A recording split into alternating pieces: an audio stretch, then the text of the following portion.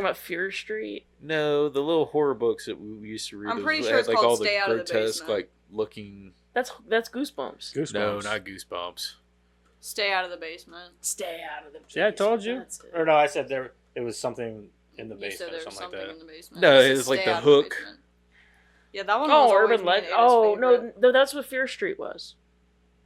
What? Yeah, Fear Street. The Fear Street sagas and Fear stuff Street? like that. That's really Yeah. good. What, Yeah, the what are Fear we talking Street- about? The movies weren't said bad. Horror. I remember No, the said movies horror were or good. I thought the something. movies were good. No, the movies weren't bad. They're coming out with another one. They came out Are with they? like an Yeah. actual show about it. those are R.L. Stein too, aren't they? Yeah. Yeah. Yeah. They I were like more- the Fear Street. They were geared books. more towards teens. I don't know if I've like, ever read yeah. the books, but the movies were really good. Yeah, the movies were pretty good. I used to read Goosebumps crazy. Yeah, that first in movie, middle dude. school. Whenever they until the end, you're like, oh my god, it seems Yeah. like everybody's gonna survive in that like they kill off like Yeah. two You're or like, three oh, main shit. characters. Like holy shit! Like, Yeah. and they even like the one dude goes through that like cutter, No, that's Yeah. the chick. or that was the chick. Yeah. Yeah. She goes through that cutter thing, like holy fuck. Yeah, because Yeah. she was Out a of good nowhere. character too. I liked her. Yeah. Yeah, And no, I was like, he no, did. no. Yeah, he did. Because I was expecting her to get away. He last did get second. a little bit more graphic in those books and stuff. Like Which they is were, cool. they were, yeah, they were really good. I'm I good liked with them. that. I like the Fear Street. I was Yeah. expecting her to get away, and then she went through that grinder. I was like, oh. I think the problem was like we were all reading Goosebumps well past the point that we should have been reading Goosebumps. We didn't transition into Fear Street until it was, like until we should have. You know what I mean? I'm Until almost we 40 did, years and we're old. like, No, like I did. I was like, I don't know, 16 or so, and then I'm like, oh, I should have been reading these. Yeah. Oops. oops, oopsies. What are you looking up, Eric? The Fear Oh Street no! books? Oh, those. Oh. yeah, Oh. Oh. Scary Stories to Tell in the Dark. Oh, Yeah. Oh, Yeah, yeah. that shit was good too. They did a movie of that and, one too. and those were a little bit, more fucked up. yeah, like we were little reading that shit. Oh, really? Yeah. Yeah, Did get, you guys watch the movie? Mm-hmm. that kind of? Yeah. Yeah, that fucked him all kinds of up. It wasn't Yeah. a Guillermo del Toro. Did he just produce it? He didn't direct I think he it. produced it. He didn't Yeah. direct it. It wasn't that movie could have been way better. It could have been like that fat lady Yeah. thing in the psych ward or whatever. That it was about in the best hospital. part, I thought. That part was freaky as Yeah. shit. Mhm. Like she absorbs that kid. Yeah. And I'm like, holy fuck. Yeah, like if you'd have just done that the whole movie, like you took the stories and did shit like that with it, we would have been some okay. aspects of that movie were really good. I'm like, but most of the movie's just a miss. It's like, Yeah, they could have done so much better with that movie because the books, man, those were fire.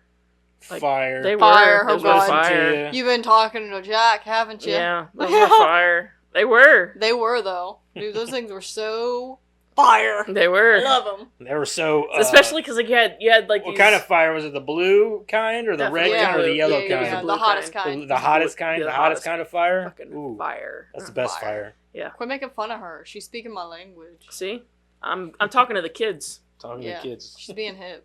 Mhm. What I'm are with you it. being? Probably back or something. They like me. Whatever. Welcome back. She's They not don't like you because lying. you don't talk their language. Sure, yeah. Yeah, next time you get on to us, be like, yo, that's not hip, bro. Be more respectful to your fam. You're not even fucking hip right now. You know, Everybody's looking at her. Everybody's like listening right now. Like, hold on. This is the young one that's on the podcast. you Like, done fucked up, Yeah, Aaron. the people that don't like actually tune in and see our faces, they probably think I'm the young one. I know. I'm just she said fire. That 17-year-old just said some weird shit though. Like, what? That is not how that is 17-year-olds hilarious. talk. Anyway. She's an old soul, okay? She is. She really is. Anyway, welcome back. Do people not talk like that? Could have sworn they did. No, I don't think so. No. Uh, They don't even talk like that. That back when literally it sounds was like an old supposed to be the way person you trying to talked. sound like a kid. yeah. What? We are the Bonsai Movie Crew. Don't forget, check out them socials and stuff. Go to, down in the description and clickety-click. Check it out. Clickety-clack. Anyway, Just look at it. Huh? So just look at Yeah, it. just click on it. Let it take you there. No, he means just stare at it. Or stare at it. I mean, You could, if you stare at it hard enough, it'll flip screens. Go try. it'll burn it into your retinas, and then you can just always remember the links. Yeah, do what you want. Yeah. It's fine. Anyway, let's talk about some internet stuff. Well, it's not really internet stuff. Did anybody watch the Jake Paul I knew you were gonna do Yeah. and Mike Tyson fight? Yeah. I tried to. The fights before that were very entertaining. So the first one was kind of meh. The second one was really good though. That was a good fight between them two dudes. Them fucking swole them faces. Yeah. And then the fight, I didn't get to see the fight between the chicks because it was a good that was one. whenever shit started fucking up with Netflix. It was a good one. I know, that's what I keep hearing. I saw some highlights of it, and I know that Katie was kind of dirty. I say she kept headbutting her. And yeah, shit. she headbutted her and made her eye gat. The I other saw one that, gash, yeah. And I know her manager or whoever he was pissed. Yeah, going the fuck off. Yeah, going off about the referee and everything. Yeah. So, but what do you want, man? It's a Netflix ran fucking boxing competition. Yep. You know what I mean? Like, I don't know how in regulation it is, but it seemed like it was kind of janky a little bit. Yeah, it was. Like the hosts were bad. I heard that they all had weighted gloves or something. No, they didn't have no weighted gloves. They're not weighted. They weigh a certain amount. I know they were 12-ounce. I know gloves. Jake Paul and Tyson have heavier gloves on. But or not 12-ounce. I don't know what they are. But the I didn't get to see the Mike Tyson Jake Paul fight. I just heard about all the aftermath, and I saw the highlights. Mike came out the first 2 rounds. He was doing pretty good, and then I could tell he was getting winded. Yeah. Well, I tell you what. Let's just watch the highlights.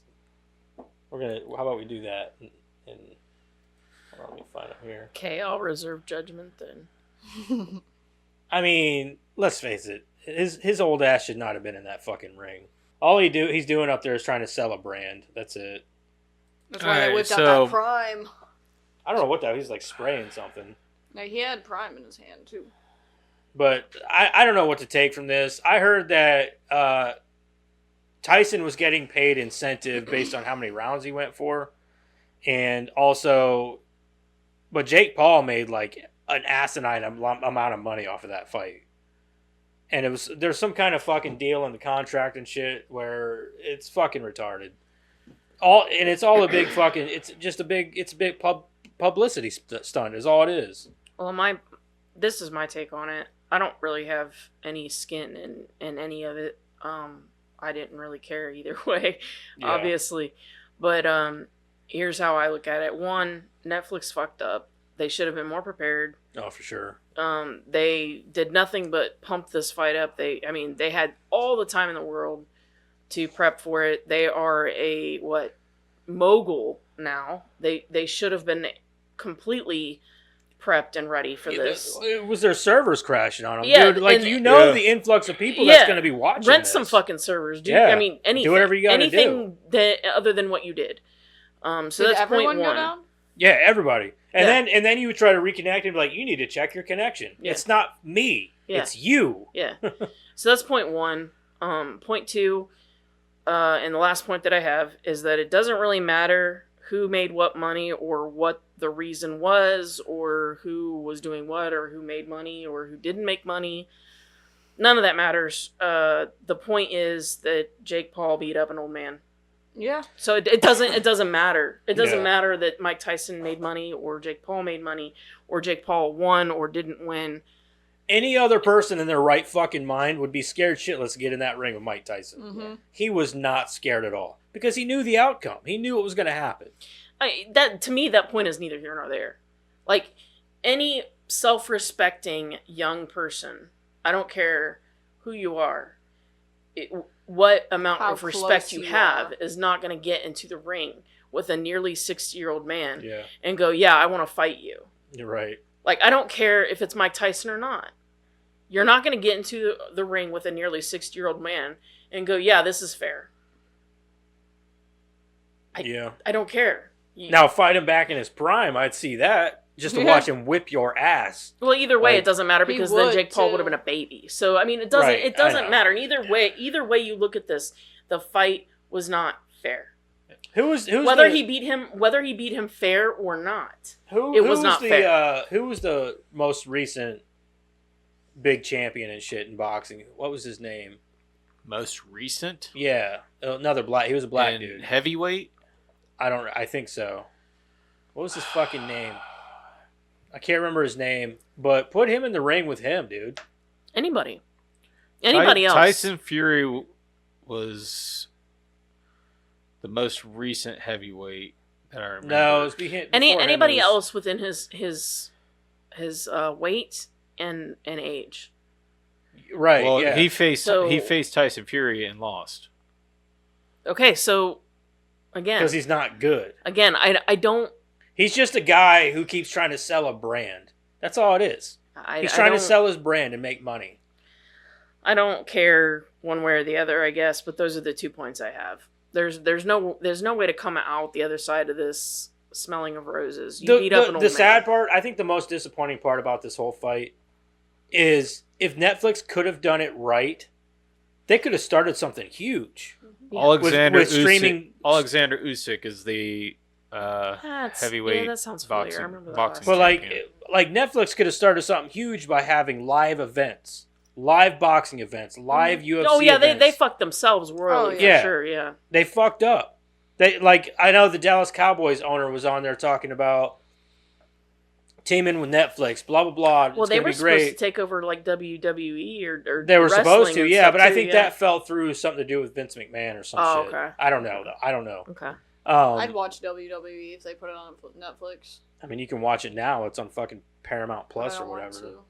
Do we even have that anymore? Well, you can't I even got really rid of say that shit. anything because they're doing better with their live events. Obviously, I mean, They don't have pay per view no more. Whenever they do their WrestleMania, it's streamed right there on Peacock. Or I'm whatever just it is. saying that it Paramount? does, but they're still doing I think it's on better. Peacock. They're still doing better because obviously their numbers Right. are still huge. All I'm saying is that it doesn't really matter. Point one is that Netflix fucked themselves, and point two is that a young man beat up an old man. So it doesn't matter who got paid and for what. That's like And somebody Mike walking Tyson up and sold out. smacking. You know, if Mike Tyson did it to get paid, he sold out his legacy, which he doesn't care about legacy apparently, but he sold out his everything he worked for. Apparently, Yeah. in my opinion, he sold all of that out for a paycheck. Which if he You know how doesn't much if he of- doesn't care, Do you then know he how much doesn't those care. ringside tickets were going for? Yeah, Those Mike ringside Tyson seats? didn't sell out his legacy. He still has his legacy. Yeah, I mean it doesn't You matter. know how I much guess, those to him, ringside but seats cost? $2 million a seat. I don't care. That's got to say something. I mean, And I don't care. Everybody was signing up for that to say this is Tyson's last fight. yeah, to me, I And don't it care. I wasn't. don't. He said at the end of the fight that he still will fight another day. I don't see care. it. I don't care one way or the other. I didn't watch the fight. I didn't plan to watch the fight. But You want to see an old man fight a younger man? Go watch that Rocky movie. Well, like I Or when he said, gets I his mean, ass this is beat the by way the I look younger at guy. it. Jake is going to continue doing this if people continue paying for it. yep. And I the only reason why people because I wanted to watch Tyson shut the his ass reason up. why people will continue paying for it is because people want to see Jake Paul lose. Everyone wants to see Jake Paul get his ass beat. It's the same reason you watch wrestling. You have the good guy being Tyson, and you have Jake Paul being the heel, The the bad arrogant, guy. the arrogant. Crazy. That's wild. You have isn't it? Jake- That's what it Tyson's is. The good You guy. have- It's set up. Okay, No, I mean it's crazy that he's Jake the Paul. good guy. Jake Paul is the Don King of his era. Okay, he knows how to set up the fights. Mhm. Okay, he knows that if he can bring in the money, he can bring. He knows how to bring in the money. He knows how he can be the arrogant prick, and he knows if he can continue bringing. If he knows And he can sell it. he knows he can sell Yeah, I know. that he can be the asshole, and everybody wants to see him get his ass beat. And he knows that if he gets an opponent like Mike Tyson, that everybody thinks he can whip Jake Paul's ass, even though he's out of his prime. Is he going come to put into the this under fight. his wins, like his wins that I beat Mike Tyson, Yes, Oh, like you that's know he under my is. belt, like You know he bitch. is. you know he will, Yeah, I don't and know. he'll put that and sell it I don't like it. just because he knows that will bring in the attention. You can not like it all you want. Jake Paul, I know. he's smart, Dumbass people watch this shit, but he's smart. I wanted to watch it. I just want to watch Tyson. He knows how to but bring I didn't it. Smart, realize you're how absolutely rigged. right. I didn't He's realize how smart. set up and rigged it was until it happened. but oh, it The was, execution I mean, and everything was just bad. The commentators were bad. Everything about it was bad. Well, the only good part about it were those middle two fights. Just like Those fights Floyd, were good. just like Floyd Mayweather Jr. Smart. He knew how to pick his fights. Why do you think he was undefeated? He knew how to pick his fights. Well, Eric's right. maybe Jake Paul could choose, somebody Everybody worth feels fighting, he. not an Everybody old feels man. the same way, but that's why when he picked Tyson Fury to fight, that was a dumbass move. That's why he lost. That probably was his arrogance getting in his way. It was. I can beat him, But I now can beat him. that now he's starting to pick the other fights, like Mike Tyson, all these other ones, to bring up the big money that he knows he's going to win. But it's but it's also bringing, all this fame and glory, because everybody wants to see these old timers come back into the fight that might have the chance to knock him out.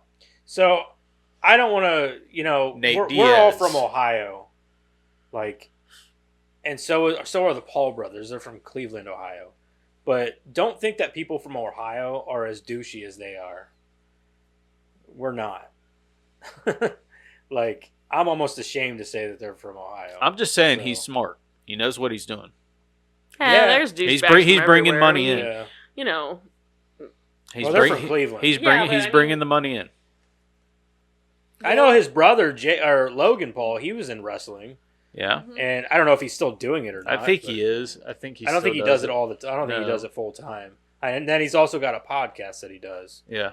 So, but he seems a little bit more like I've listened to his of a nicer podcast. guy than Jake. Anyway, I don't want to waste any more of my brain cells on Didn't this. both of them start off on YouTube? Yeah, they both started off as influencers. Well, Jake even started off on Disney. Did Yeah. he? They both did. Oh. They were both on Disney. On what? I don't remember, but they were both on Disney. I remember that. Anyway, I don't want to waste any more time on this. Like it or hate it, it happened, and our dumbasses all tuned into it. I did. Or tried to, anyway. So, anyway, moving on here. Let's, I watched it for other Yeah. fights too. creator profile. We're not talking about it, Eric. Other fights were interesting. Oh, the other fights. Yeah, Yeah. they were good. Yeah. Anyway, anybody know who we're doing this week? Bill Paxton. You goddamn right, it's Bill Paxton. Come on now. Who the fuck is that? No. Right. Get off my podcast! Fuck! You motherfucker!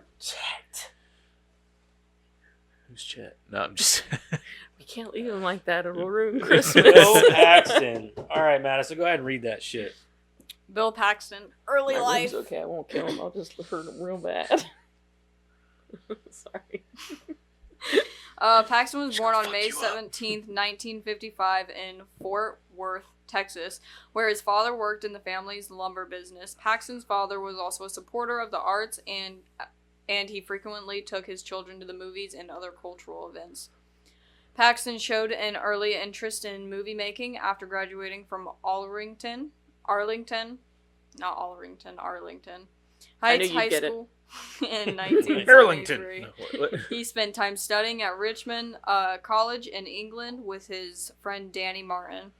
There, Paxton met fellow Texan Tom Huckabee. Sorry, I don't know why I paused.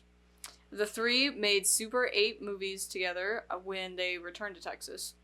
In January 1974, Paxton decided to move to Los Angeles to break into the film industry. His first job was a production assistant on an industrial film for Encyclopedia Britannica. Britannica. A gig he landed through a friend of his father. Paxton then worked as a set dresser for the King of B movies, Roger Corman, for a time. Before long, he landed his first role, a small part in the Jonathan Demme? Sure. Okay. I don't know. Directed Crazy Mama, 1975. At the age of 21, Paxton headed east to attend New York University, where he studied with famed acting instructor Stella Adler. When he was inspired by Adler, Paxton dropped out after 2 years. I didn't see any point in a degree. I didn't see where I'd be filling that in on an application for any kind of job, he later told Texas Monthly. He then returned to Los Angeles. Film career: Titanic, Apollo 13, and Twister. In 1990, Paxton I had... hate that they add Titanic in there like it was a huge role for him. Right. He's in like 10 minutes of the movie. Mm-hmm. And it's a 3-hour movie. Yeah. He's literally like in So the he's in, like, a present point- day. 10 seconds Yeah. of the movie. Yeah, he's not in a lot of it at all. Or 0.10%. Yeah. In 1980, Paxton had some success with a short film he made called Fish Heads, which was shown on Saturday Night Live.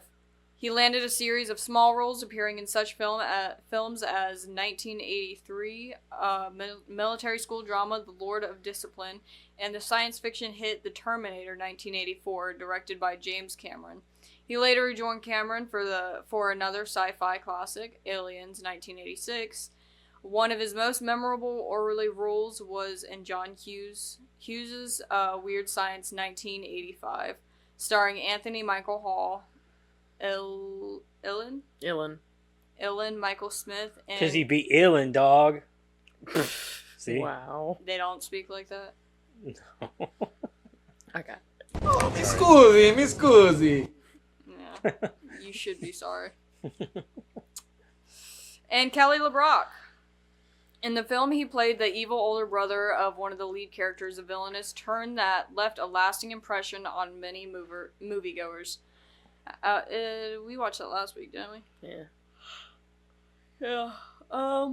After years of playing character roles, Paxton showed his abilities as a lead actor in One False Move 1992, co-starring Billy Bob Thornton. Thornton. You just say Thornton. Just say Thornton. Thornton. Okay. After, I don't know, I said after, that's literally nowhere in my view. He earned rave reviews for his portrayal of a small-town lawman, involved in the pursuit of... You say lawnman? Shut up. So he's out mowing lawns? Has he got a badge? I You got don't a know. badge whenever he mows lawns? Do you have Put a- that cookie down! I'm the grass police. Your hedges are too tall. I'm You're under sure. arrest. We have to fine you for that. Is that what you tell Crystal? Lawn and order. Lawn and Order. That's the name of the Lawn and order. Anyways. What's his name, Hector? I am the lawn. Sorry. Okay. I'm sorry, Madison. He apologizes in advance Oh, for God, that. no, Which just- one is it? No, I don't apologize for shit, all right? This one? No, that's not it. Don't press that. Don't press anything. Are you still laughing about it? He said he was imagining like a Mexican RoboCop. God. Or like a Mexican Judge Dredd. That's what I was thinking. Yo, I'm gonna continue now. His work on the small independent thriller leading to much bigger films. That was the end of that paragraph. I'm trying to do like an accent, like, I know. I was trying to think of yo, something. man. Like, Yeah, no, I was trying to think of something funny to say, like in a Mexican accent, but I couldn't come up with anything. I'll be honest. Every time I try to do a Mexican accent, and it's in my blood, okay? I can't do it. I turn out being Indian every time. That's no good. No, it's not. It's kind of. I feel questionable, like isn't it's a little racist to try to like do a good Mexican accent because it always comes out as like a Mexican gangster. So like, I try not to do it because it's usually like Trying to sound like yo that. vato, like you know what I mean? Like, You're trying to sound like a I'm not trying to cholo. do that. Anyways, after playing Morgan Earp in Tombstone, 1993, Paxton was. And we're getting canceled. Right. You gotta be somebody to be canceled. I So. know. Paxton was back in the mix for 2 more Cameron films, appearing Yeah. as a used car we get salesman. somewhere and immediately get canceled. So this podcast of yours popped up from a few years ago. Are you gonna take away Everything. like millions of dollars? Because we don't have that yet. So future me, I'm sorry. Yeah.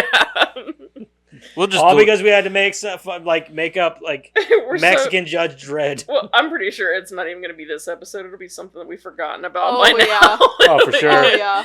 Like episode 43. I forgot I said that.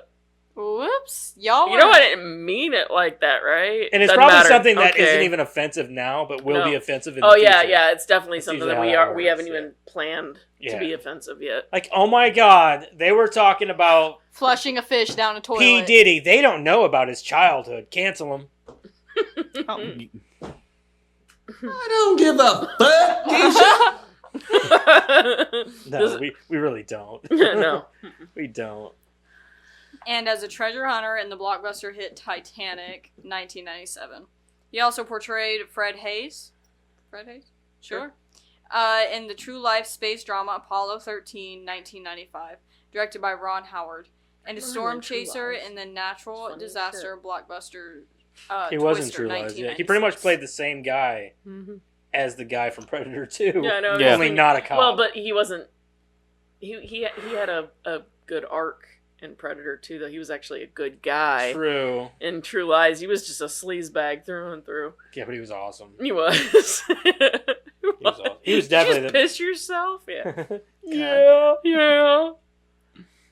Sorry. Are we ready, guys? Yeah. Sorry, Bill Paxton. We like Bill Paxton. He's near a and dear to my lot. heart. Like Robin Williams. He's like right in there with Robin Williams. Yeah, except he was more like a brother, not so much like a dad. Yeah. Like, Yeah. Robin Williams was our dad, Bill Paxton was our brother. Our older growing brother. up. Yeah, he was like, Who is Rick Moranis? Like the inspirational uncle? Like Our our little cousin. brother. yeah, our little brother. Yeah, Little even though he brother. was older than us. Our yeah. little nerdy brother you had to Yeah. look out for. Yeah. Make yeah, sure you he felt doesn't like you get had to punched in protect the- him. Yeah. Make sure he doesn't get punched in the street in the middle of Hollywood. Yeah, he's Yeah. innocent, you know what I mean? Yeah, you wanted to, like, tell the assholes to stay away from him. You're like, Yeah. yeah, that's I who gotcha. Rick Moranis was. I don't punch that guy in the face, man. Come Like, on. what the fuck It are was in you the doing? back of the head, actually. Sorry, don't punch that guy in the back. What are you doing? It was fucked up. Who punches Rick Moranis in the Well, back he got of the his comeuppance. head? I didn't hope he? so. No, he Don't didn't- punch didn't him, he- just didn't he smack get him. arrested I or think something?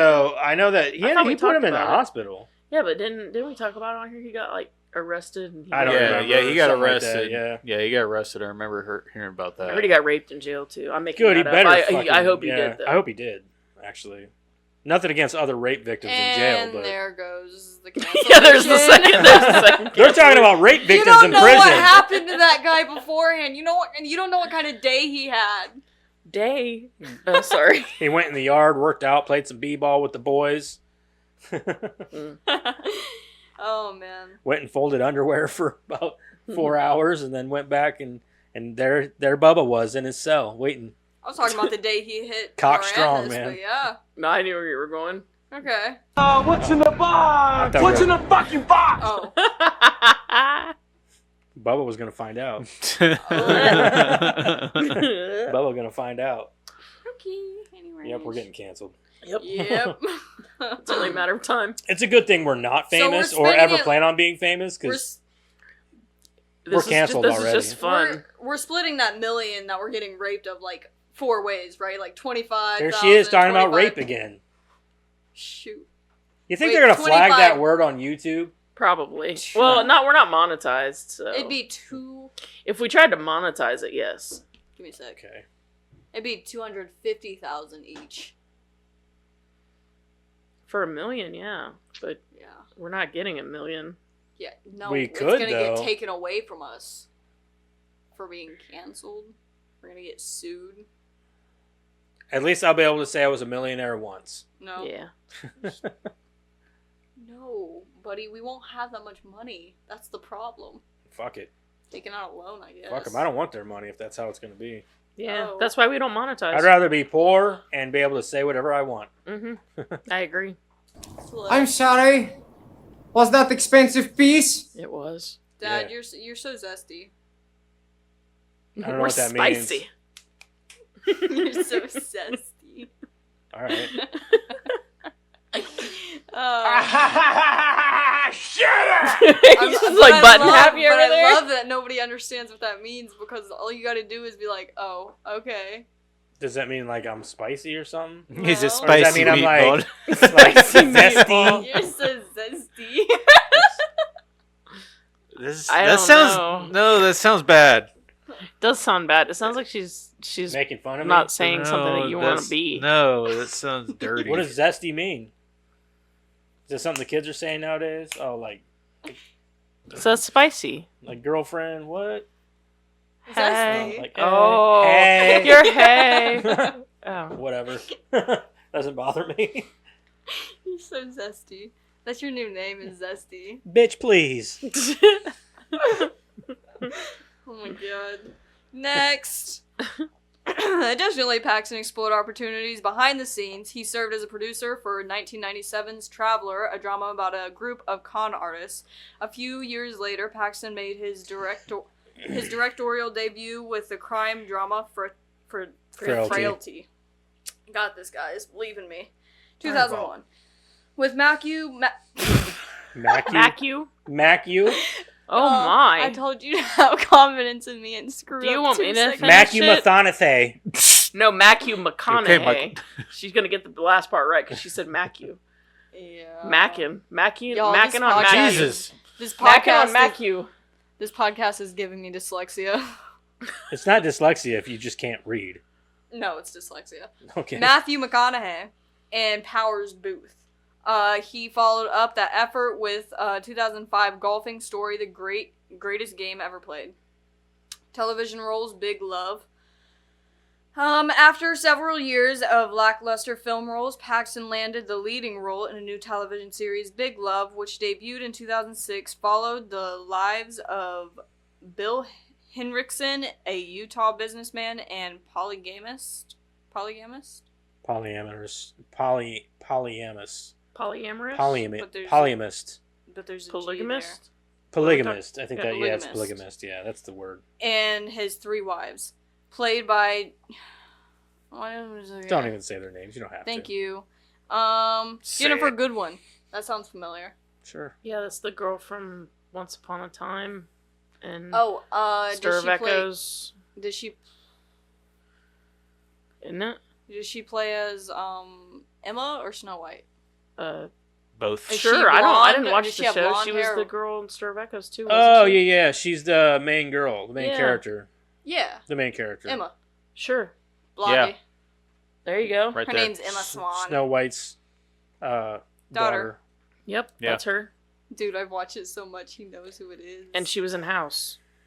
Yeah. That's why you know who that is, right? Yeah. Mostly. I know her from House and from Stir of Echoes. I know of I her just from House, know but that I she know was her in- more from.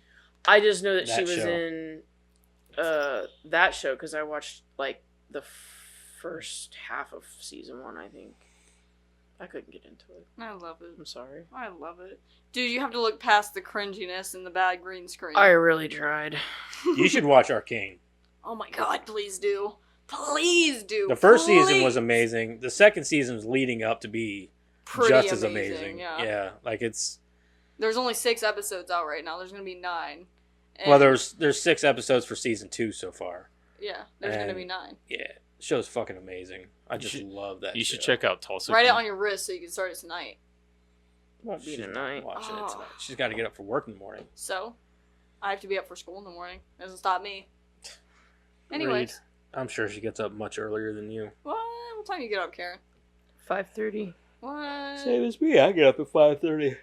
I get up at Can't you tell? I'm yawning. 7. All right, keep going. Come Anyways, what?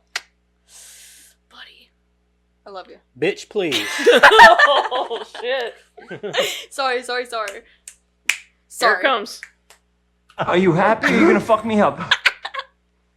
That one should be like at the ready when this starts. I should just have my finger right there and just. At any point in time. You happy? You're gonna fuck me up. The zesty. We need to get a zesty one, okay? We need to get a zesty one. And then I just need one button right here that says zesty. And then no, that doesn't say zesty. And then I'll click it, and then Dad will know I'm talking about him immediately. Please. Whatever. Please. Just read. Come on. Fine. You get through this. Oh, man. Now I don't know where I was at because you guys. Oh, yeah, Jennifer Goodwin. I've always thought that the show is a metaphor for untraditional couples and untraditional families. We live in a modern society where the traditional man-woman union isn't the only accepted norm anymore, he told Vanity Fair. Paxton earned numerous positive reviews and 3 Golden Globe nominations for his work on the series. Despite his character's unusual beliefs and practices, he succeeded at making Henriksen believable and real. As one critic put it, Paxton takes what might have been an unsavory creep and makes him sweet. Even Universal, the ultimate overtaxed man.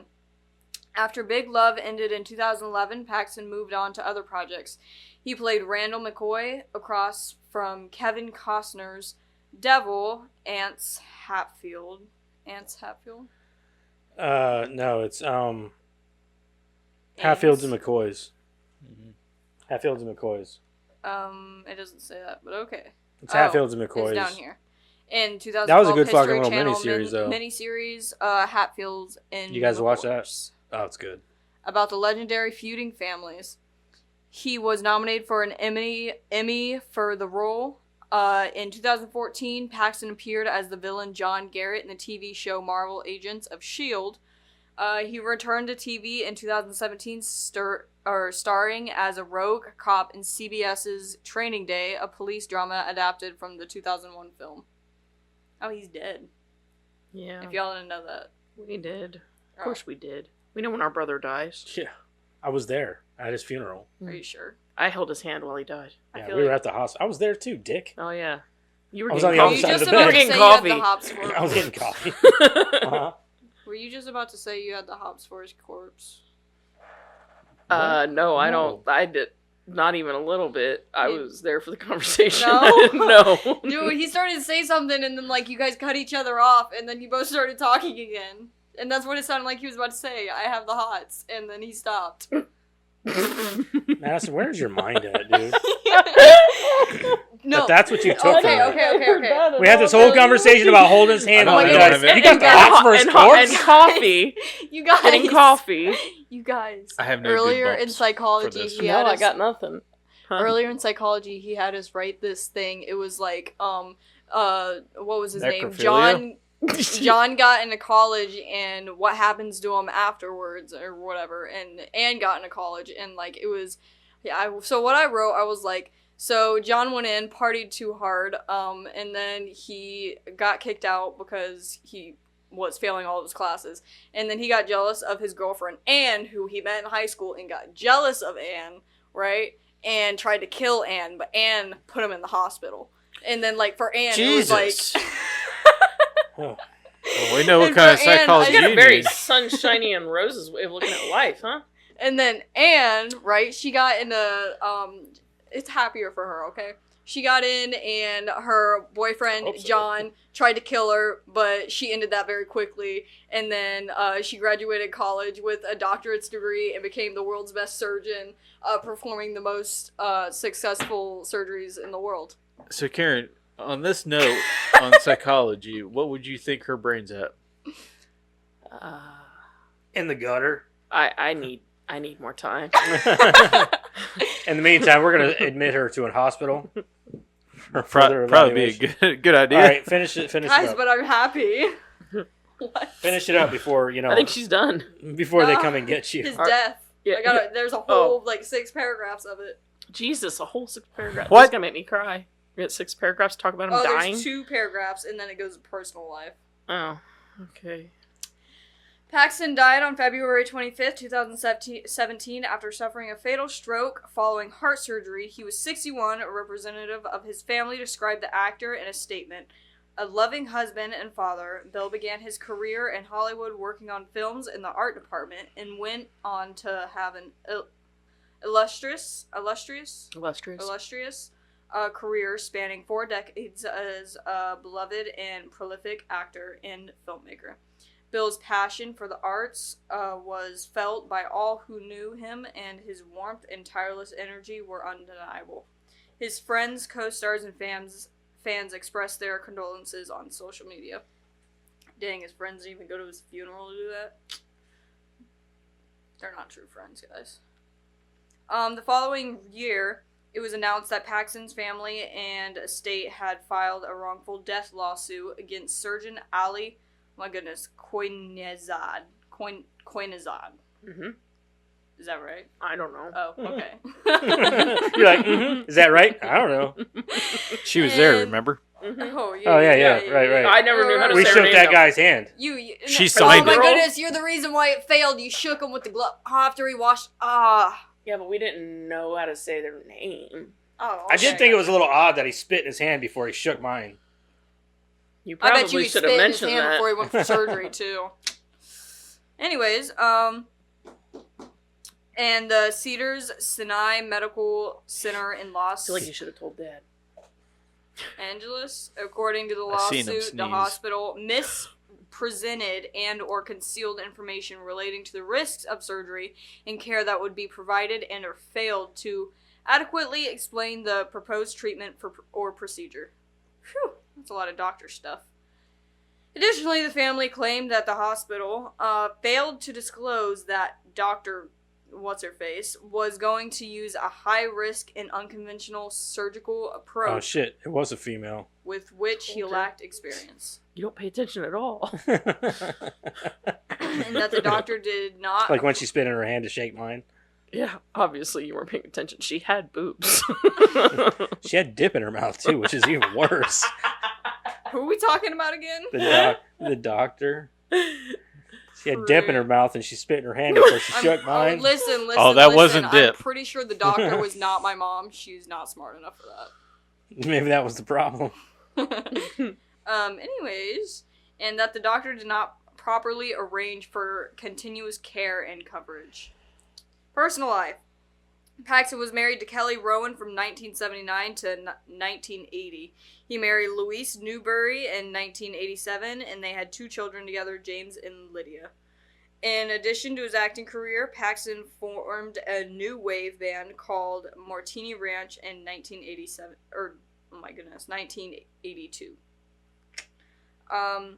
He also provided the voice and his likeness for the character of Khan, head of research at the Atlas Corporation for the 2014 video game Call of Duty Advanced Warfare Exo Zombies. Yeah. That's it.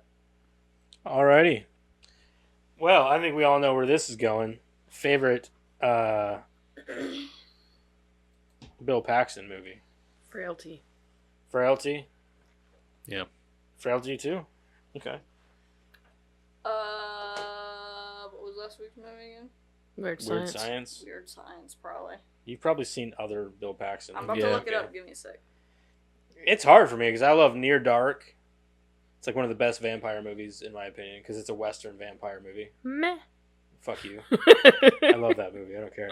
I've I've seen loved that it movie once. since I was a kid. I've only seen it once, to be fair. And But then there's Aliens. And let's face it. Oh, I like the Terminator.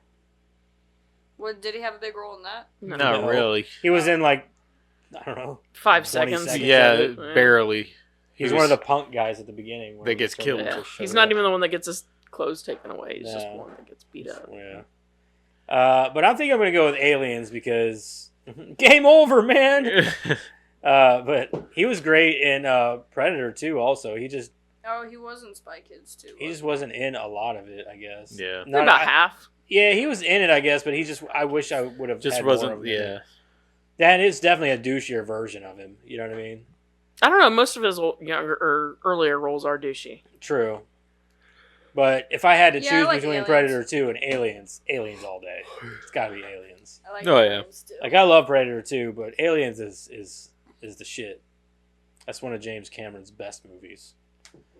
So Aliens. Yeah, I'm gonna go Aliens too. So Aliens. He wasn't in Aliens too, Dad. Just saying. it's because there is no Aliens 2, Shut up, Dad. You're not supposed to point that out. moron. Moron, but I think Bill Let's talk about the movie. Let's talk about that. Are you happy or are you gonna fuck me up? Yeah. Both. All right. So this week we watched Predator 2, the sequel to the 1987 Fuck. Did we? No. classic. I think it's 87, wasn't it? Sure. I I don't thought remember. this one came out in like 80s. This one came out in like 90 or some shit. 90. I think. Was it 90? Was it 90? I thought we were supposed to watch Prey. No.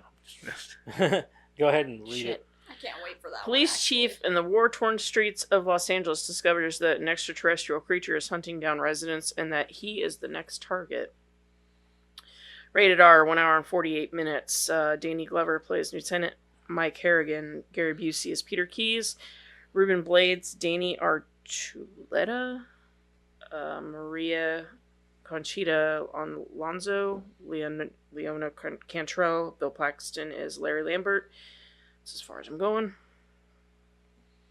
Alrighty. I guess I'm reading. I need a haircut. Let me read. Are you actually going to read it and not fuck up every Don't word? even, because I talk, and you're bad at talking too, and I probably inherit it from you, and all you do is interrupt me. So. It's not very long. Well, I guess you can read. Groovy. How do you What are you doing? kind of get rid of that? Are you doing no watch and Oh, yeah. recommend or no? Oh, yeah. What'd you watch? Would you recommend, Madison? Yes, and yeah. Fuck yes and fuck yes. Yes and no. Say you would recommend. I'd probably recommend it because people should watch it. They're gonna watch Predator, but I probably won't watch it again. Sorry. Well, Karen's gay. What about you, Eric? Oh, Would I watch? you're the zesty one. Would I recommend? Yes. Would I watch again? Probably not in anytime soon. Okay, so that's the gay side of the room. This is the cool side. Don't worry about them. That's the controversy side or whatever. The side that has its own opinion. About people being gay? Don't put me on the same side as you. You're gay too. Shut up. I mean, no, I'm just kidding. If you were gay, you wouldn't act like it. You'd be like, yeah, bro. Not all gay people are dudes, Dad. Gay women usually act like dudes. Not all the time. Whatever. I think I know like one chick that's gay that actually acts like that. Then why did you throw on this like prissy attitude thing? Gay girls don't act prissy. Some do. I have never met one. Have you? Yeah, because you guys are adults. No adult acts like that. Name one adult No, that wait, acts no, like that. no, that's not true. I actually have met two gay women that act prissy, but their girlfriends act pretty butch.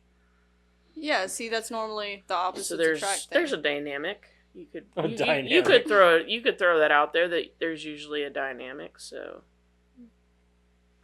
I wouldn't know. I'm straight. Suck it. so am I. But Yeah. I mean, I meet people. I meet people. You sound like But Jeremiah. don't you I talk know to people? stuff. Yeah, I know I know stuff. stuff. Don't you talk to people? I like people. I like to talk to people. Yeah. I'm not a people person. I just meet people. They're like, hey, how's your day? I'm like, I know people. eh. Yeah. I know people. People talk to me. I don't know why. Do I have a face like that says "talk to me"? I don't know. That's what I think. Like, why do you know. talk to me? I don't want you to Why? respond. I just want to talk to your face. Like they just come up and start talking to me. I'm like, why? Why are you speaking to me? Do I look nice? Okay. All right, go ahead and start reading. In 1997, Los Angeles was suffering from both a heat wave and a turf war between heavily armed Colombian and Jamaican drug cartels. I love that the future in this movie is 7 years in the future, and it's only 1997. It's really not the future. I mean, It's there's the future to them, though. Like, when this movie was made in 90, it's like, oh, it's 1997. It's 7 years in the future and all the gang wars. So dystopian. It's so I could see him doing like, okay, we need this movie to be like modern day. We need it to look modern day because we can't afford to go Yeah, we futuristic. can't go too far. Can't go too far into the future. but they tried to make the guns look futuristic a in little sense bit like his because- big ass fucking gun with yeah, the scope and like on it. and her like that was throwing me off. Like her gun had like fucking attachments on it that just looked That really didn't look- fucking off. It didn't like they shouldn't have been there. Yeah, they served like- no purpose. Yeah, like the thing she had on was like, what the fuck is that shit? Like and it his was had like a giant laser or something on it. It was like a massive fucking laser. I'm like, you couldn't have found something smaller for that? Well, they didn't even bother like changing out cars or making anything look different No. other than the guns. Hell, half the cars in the movie still look like. Hell, I remember the opening scene there. There was a few of them that like were '60s cars. I'm like, all right, well, they're destroying classics now. Here we go. Oh my god. Let me talk about the car. Like, you can keep going. We can go into that, I guess, a little later. Which one, the Pontiac or Fucking, the big G bodies? I guess stuffing a couple of bulletproof vests in the windows just make it a tactical vehicle, I guess. yeah. Like, Well, then he opens up. well, so but no, hold on. So he just he stuffs a couple of just two By the way, he doesn't try to do anything else to the car except. And then he just sticks his and then head he out the window. just leans over, and that's He's enough. like leaning out. He's like, That's enough. That's Yeah. enough, right? Well, if I'm a shooter and I'm shooting at this tactical vehicle now, I'm not going to shoot at the bulletproof vests. I'm going to shoot low, and I'm going to shoot at the driver's side. Yeah, No, I'm shoot shooting at the vests. Right? Like, That's the only way you're gonna be able to hit him is through the vest. right, obviously. So the part that so this catches me every time. Whenever he drives up, gets out, and he like sneaks around that like 5 guys, and he's like, "Hey assholes! Why would you say their names, Dude, Jeremiah said the same Why thing. would you say just shoot them?" He's like, we're not in the situation where you're trying to hold on to your honor here. Like, just shoot them. This Yeah. is a gang warfare thing. He says, "Hey assholes," and they all turn around like, "No, yeah. just shoot them." And then Yeah. the Well- acting was like, oh my god. Okay, but then he shoots one of them. Yeah. He shoots one of them. And the solution for this guy is, don't worry about it. He's not going to die, because what he's going to do is he's going to grab a handful of coke and then rub the rest in the wound. Don't Yeah, worry, in the I'll be wound. fine. Yeah. I like that guy though. He knew what the fuck was going on. He's like, I need a boost of energy. What better way to do it than take a face full of cocaine No, and then rub it in my wound? I totally understand that, but it was wild to see. And the other one's like getting geeked out, like, yeah! Like, what Like, the fuck? doing the Super Fucking Saiyan wild type to Yeah. see is all I'm That saying. dude was getting ready. His hair was about to turn yellow, dude. It was like seeing the, you remember what was the ninja guys in what's that movie with Kurt Russell, and he drives the truck. Big Trouble in Little China. Oh, Remember yeah, when that one the electricity ninja guy? dude? Yeah, and he's like, he Yeah. like blows up. It was like watching those guys, but not blow up. It was entertaining. It was as fuck, the though. electricity guy when he's got the little things going. And he's like, But you gotta admit, though, it adds a certain campiness to it, and it's pretty Oh, a entertaining. certain amount of campiness, yeah. Like, there are some things in this movie I'm like, why? I guess like, it's the like way- when you the way look they at talk- the contrast between the first and the second. Oh, yeah.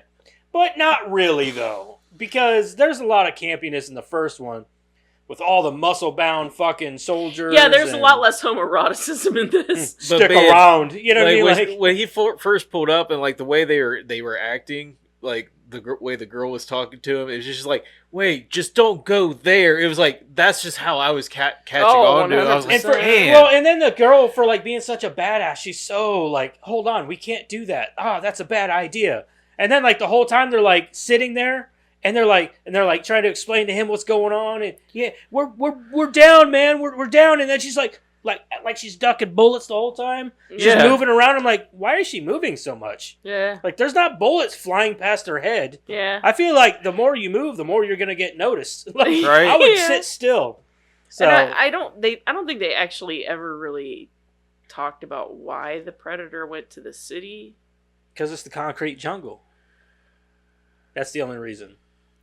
They I pretty feel much like they're marketed this smarter than as that. he's moving from the jungle to the concrete jungle. I feel like they're smarter than that, though.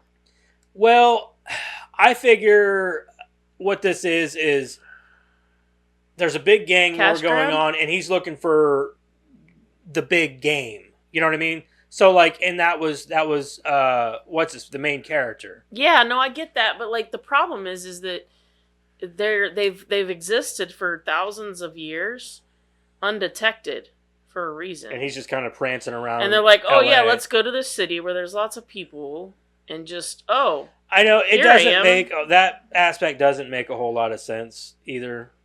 But really though, I mean, the more and then at the end there's like 7 of them, so apparently there's been the 7. I of know, them but the roaming more you around get this into the city. I know I'm series and jumping the gun stuff, a little bit about the that. more but- you get into the series, all the movies, they really don't hide that much though, unless they want to be hidden. You know what I mean? Like in Predators doesn't really count because it takes place on an alien planet. But like after that, like the Predator or whatever, that one, I mean, the Predator is out in the open just killing everybody. And then there's Prey. Yeah, but one could make the argument though that was because of after the city thing, like the cat's out of the bag. Yeah, maybe. I don't know. But like Well, in before Prey, that, though, he was nobody very had heard open. about these things. Nobody knew about them. Right. I don't know that they care, to be honest with you. Maybe now they don't. It's no different But- than a hunter walking through the woods and every animal in the woods seeing them. You know what I mean? Yeah, but they can be hurt. They can be killed. Yeah. It's not like they're impervious. I don't know. It just wasn't. It was a weird setting for a predator. See, I like the setting of this one because it's hot and sweaty and like very, very gritty. That's what I like about it. I get it. So I get that. that's what I think my favorite thing about this movie. I think is they the could have grittiness. done it. They just made the predator way too inconspicuous. I think that in my opinion, in this one, he's the weakest predator of all of the predators. I don't That's understand why That's they where I'm at with read this one movie. sentence. Like, this was not my favorite Predator movie. I don't know why they left. They were like, oh yeah, let's like we put the predator in like the concrete jungle and all that. That's fine. I'm cool with it. But like the moment that they like make the predator just like, oh, I'm gonna go basically climb the fucking, Empire State Building. No, that's New York, but I'm gonna go climb this huge building and just show everybody in this fucking city that I'm here. That's dumb. Like, to go and just like kill people and like hide and like be cloaked and like go after people in the city, that's cool. That's a predator thing to do. But like to show up and like let people know he's there, like a mass amount of people, doesn't really make sense. Like, if he would have went there and like started, like, the whole point of this movie was for him to go there, hunt down like the biggest game, like the crime lords. Yeah. Like, if he was there and he was going after like the big crime lords and killing them and taking their heads and shit, and then going on and disappearing, man, I think that would have had some major. Yeah. Like the way they started this thing out, like where he was like killing these people or whatever, and they had no idea what was doing it, that was cool as shit. Like, if they'd have kept that up, I mean, okay, you had the campiness and stuff, which I could kind of go, okay, whatever. But like, he was like, doing all this stuff, which, kind of in a way was like, oh, that's kind of lame. Like, he's the good guy. So, But like, the fact that they didn't know what it was, and that it was like this whole thing. I think you're missing the point, though. I think that what you guys are missing here is, so he automatically targets Harrigan right at the beginning. At the beginning of the movie, Because Harrigan because seems he like shot a badass. he drives in, he shoots those 5 guys. That's his lion. Yeah. Okay, that's who he's hunting. Mm-hmm. So what he's doing is pulling him in closer by eliminating his targets. Mm-hmm. Mm-hmm. Like whenever he went in and killed I got the that. Voodoo King or whatever. Mm-hmm. Like, that's what he was doing. He was narrowing down his target so that he was trying to make him angry. That's why he killed his partner Mhm. and his other partner and all that shit to make him angry. He wanted him at peak form, so whenever they fought, he could take away that trophy. Right. That would be the ultimate trophy. I get that. But he could have kept doing it without, like, showing up in the subway in front of 1,000 people. True, I guess, yeah. I don't know why he did that, honestly. And That's probably my biggest problem. yeah. Is that scene in particular. You show up We'll in front get there. of thousands Let's of... read the movie. We'll get there. Guys, We're do you wanna already in the reread review. first sentence? I don't care. Sure, whatever. I don't give a fuck, Keisha. In 1997, Los Angeles was suffering from both heat wave and turf war between heavily armed Colombian and Jamaican drug cartels. A predator watches a shootout between the police and Colombians, observing as Lieutenant Michael Harrigan charges into the firefight to rescue 2 wounded officers and drive the Colombians back into their hideout. Before the police can follow them in, the predator crashes through a skylight and kills the Colombians. Harrigan and his detectives, Leona Cantrell and... You almost said Contrell. That would be funny. Can't help it. And Danny Archuleta. Sure, yeah, sounds Yeah. good. Okay. Find the Colombians have been slaughtered. Harrigan pursues the gang leader onto the roof and shoots him. Catches a glimpse of the camouflage That, predator's silhouette, but dismissing it as an effect of the heat. So that gang leader, that's one of those guys who's like one of those henchmen in every fucking movie. Yeah. He's one of those Yeah. guys. Yeah. But it's funny because like I bet this is probably the biggest role he's ever had in his for whole sure, career. yeah. But I like Definitely the every most time I screen see him, time I'm I've like, ever hey, seen. it's that guy from Predator. It's Like, definitely like the most screen time I've seen for him. yeah. He's always that background guy. Pretty you know sure what I mean? see him in Last Action Hero too. He was in Mhm. Last Action Hero. Isn't he the ice cream guy? No. No. Honestly, that was a I different also one. I believe he was in the first Predator.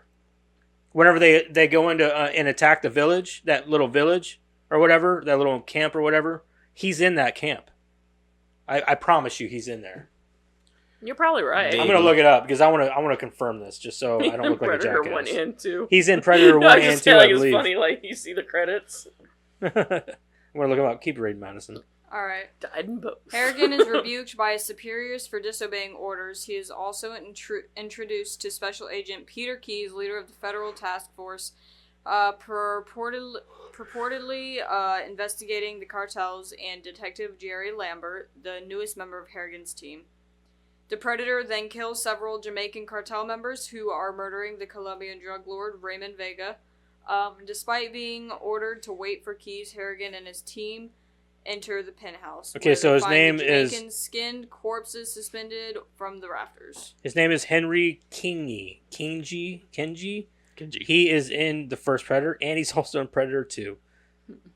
So he's in both movies. Fantastic. So good for him. Hold on, I want to see what else he's been in because he's always that guy. He's apparently in Venom. Most recently, he's been in the Continental Show, Fast X, The Gray Man, Fast 9 or whatever. 21 Bridges, Venom, Ant-Man and the Wasp. So he's in a lot of shit. Monster Trucks, War Dogs, Teenage Mutant Ninja Turtles, Out of the Shadows, Captain America. Holy fuck, he's in some big ass movies. He just does stunts. Yeah, he's probably a stuntman. He is. Batman vs Superman, Furious 7, Stretch, Captain America: The Winter Soldier, Need for Speed, Fast and Furious 6, Total Recall, Act of Valor, Transformers. God damn, this dude is in everything. So Every action movie known to man, this guy is in. He's a major stuntman. See, this is what we're saying. Like, we need to have a show that talk about these guys. The guys that nobody's, like, you see him, and you're like, hey, it's that guy. Mm-hmm. Every time you see him, because he's been in so many movies, but nobody knows his name. Yeah. He's in the Texas Chainsaw Massacre at the beginning. So, he's in all kinds of stuff. He's that guy. Just like that Asian dude that we always see in movies. Like, he was in Die Hard 2. He was the one getting the snack. He's got. And then he was also in Last Action Hero. He takes the cone to the back Yeah, of he's the head. the ice cream guy. Yeah. Keyes kicks Harrigan's team out, but Daniel later returns to continue investigating. He finds out one of the Predator's spear tip. He finds one of the Predator's spear tip weapons in the air conditioning vent, but is then killed by the Predator. Harrigan vows to bring down Danny's killer, believing that they are was sad. dealing with an assassin. A forensic scientist Danny. finds the spear. He was the best one. Yep. He I didn't agree. deserve it. A forensic scientist finds the spare tip does not correspond to any element on the periodic table. Harrigan meets with Jamaican drug lord King Willie, a voodoo practitioner, who tells him that the killer is supernatural. After Harrigan leaves, the Predator kills King Willie. Cantrell and Lambert are intervening in a mugging on the subway. When the Predator attacks them, Cantrell herds the passengers to safety while Lambert faces off against the Predator and is killed. The Predator is about to kill Cantrell as well, but releases her when its thermal vision reveals that she is pregnant. See, okay, so the whole subway scene, I didn't like. So for two reasons, I didn't like it. For one, Bill Paxton died way too fast, way too easy, in a very Non-dramatic way. non-dramatic way. I guess. Well, I mean, it was slightly dramatic, but I think what really killed it all was the flashing, constant flashing. It's like it's the worst part of the whole movie, in my opinion, for that reason, because that flashing drives me up a fucking wall, and you can't see anything. Right. Especially with as old as the movie is. Back when this came out, what was it, like, the fucking resolution was like 480? You know what I mean? Like, Right. it was nothing. It was all pixelated. So seeing it already like that, it has to be hard enough on a television. You know what I mean? So, but like, yeah, I hated this fucking I felt like scene. his death was useless. Anticlimactic. Yeah. Well, it was useless. Like, he didn't have to die. Well, like I said, all this was to fuel Harrigan. I get that, but plot-wise, or like, I guess for the audience, I'm staring at this screen like, okay, I understand that that's why the Predator did it. Like, that's his reason. But, like, plot line or whatever, like, he could have gotten away. Like, or, you know, there could have been a way for him to get away. He didn't have to stay in that car and die. True. I think the ultimate goal there, though, was to kill the girl more than him. Sure. Or both of them. No, I get that. But I'm I'm saying, I get like, what you're you know, saying whenever, like, he just reveals himself to an entire train full of people. Yeah. Yeah. And, like, to get to Harrigan, Harrigan, I get that's his ultimate goal. But that, I feel like, was over the top and didn't actually lend to that end goal. I also didn't like that as much as he shot at the Predator, he didn't hit him one time. Right. Yeah. He's in the same train cars. And he's Yeah. like literally from like, well, maybe not. Well, maybe he a little bit was farther, hitting him. but still like bam, bam, bam. And he's, well, no, he wasn't hitting him. Because they didn't show any blood or anything, nothing.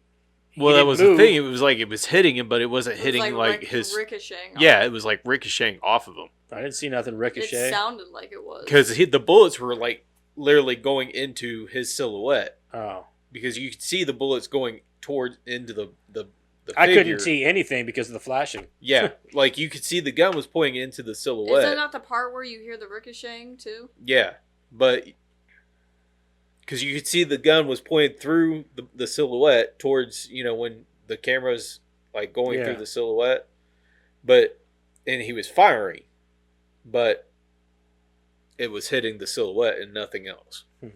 I don't know. I didn't care for that part. I didn't care for Bill Paxton's death. No. Mostly because it's Bill Paxton. I didn't think there was a reason for it. I mean, like, I think that they tried to paint it off like he was doing something heroic, but he didn't have to die. I don't really think he had to. I mean, I get that it lent to the plot, and that was the ultimate goal, was lending to the plot, but they could have found a different way. I guess maybe, but I don't see any reason why he couldn't have died or why he shouldn't have died. The timing, he could have gotten away. I suppose, but Like, by the time that the Predator got to him, they had already stopped and everybody was off the train. And then he was... no, they weren't. Are you sure? Yeah, it was because everything was still flashing whenever he flew through the air after he got a hold of him. Okay, you might be right. Yeah. Well, They in weren't stopped any yet. case, I still feel like that whole subway scene, I hated it. I did not understand why it would reveal itself to 1,000 people. I get that. Like that is kind of bothersome. But there's an even bigger one ahead that I want to talk about that drives me even more nuts than anything else in this movie. Okay. And we're going to talk about it when we get there. And it's something small, but it just drives me up. Ever since I was a kid, I'm like, what the fuck? So we'll keep going though. Harrigan chases the Predator, but is stopped by Keyes, who reveals that the killer is an extraterrestrial hunter with infrared vision. Uses active camouflage and has been hunting humans for sport. Cities the events of Predator. Keyes and his team have set a trap in a nearby slaughterhouse using thermally insulated suits and cryogenic weapons in an attempt to capture it for study. However, the Predator sees through the trap by using its mask to scan through various electromagnetic wavelengths and kills the team. When Harrigan notices that it can see them, and he hollers in at the team and says, you know, like, hey, blah, blah, blah, and the guy, like, who is this? Get off the line. And he just drops it You know and who runs. the fuck he is. Like, why wouldn't he just, like, Listen. shut up and fucking listen to me? He can see you. yeah. Or It's why like- wouldn't he just listen in general? Or just anything other than dropping it and going in. Well, I mean, I mean- don't understand why Keyes wouldn't have listened to begin with. Well, in either case, though, like, that, but also, it took him 3 times as much time to go out, get weapons, and go in than it would have to just say, shut the fuck up and listen, it can So see you. that part whenever he goes out to his car or whatever and gets his guns and he opens up he like grabs that bag, slams it down, opens it up, and all them guns are neatly placed inside the bottom of the bag. I'm like, convenient. Right. He's Yeah. got OCD. Leave him be. No, but I mean, like, he slammed the bag down, like, they didn't jumble up or Yeah. His nothing. OCD They're just perfectly does placed some in the magic bag. for him. Yeah. Like, somebody was there before they, like, shot that scene. They're like, hold on, I want to organize these guns. No, hold in on. this bag. That's driving me crazy. Yeah, That's it's driving me trouble. crazy. Yeah, but Yeah. he slams the bag. I don't fucking care. We're going to place the guns in here neatly. Cleanliness is next to godliness. And then like Zesty. Garber freezing up, like the guy that's running the whole entire operation. He's I just know. like, You're I don't know- not. You're I don't know what fucking to do. trained. Yeah, you're like he's trained been for doing this for how many years? Yeah, you're trained for this, and dude. he's like, just I don't know what to do. That whole thing. I That know, the whole FBI. scene. The FBI was definitely like that whole FBI thing and everything was kind of stupid. That Don't get me whole wrong. scene Gary just- Busey in this is great. That whole But, scene was bad, yeah. though. That whole scene was bad. They like whoever wrote that scene, somebody should have went. Who wrote that? No. You got to figure out something else here. Because Garber, why does he freeze up? That doesn't make any sense.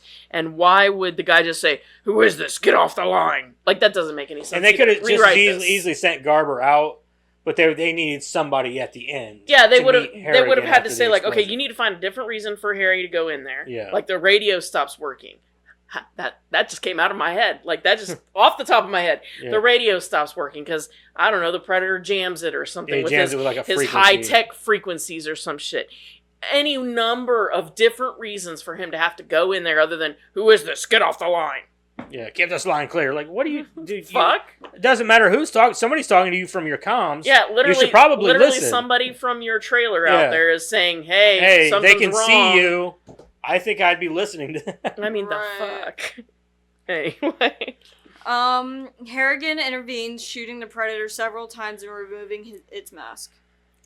Still alive, the Predator kills Keyes using a throwing disc and escapes to This is the part that irritates the fuck out of me. Harrigan knocks it over. Hold on.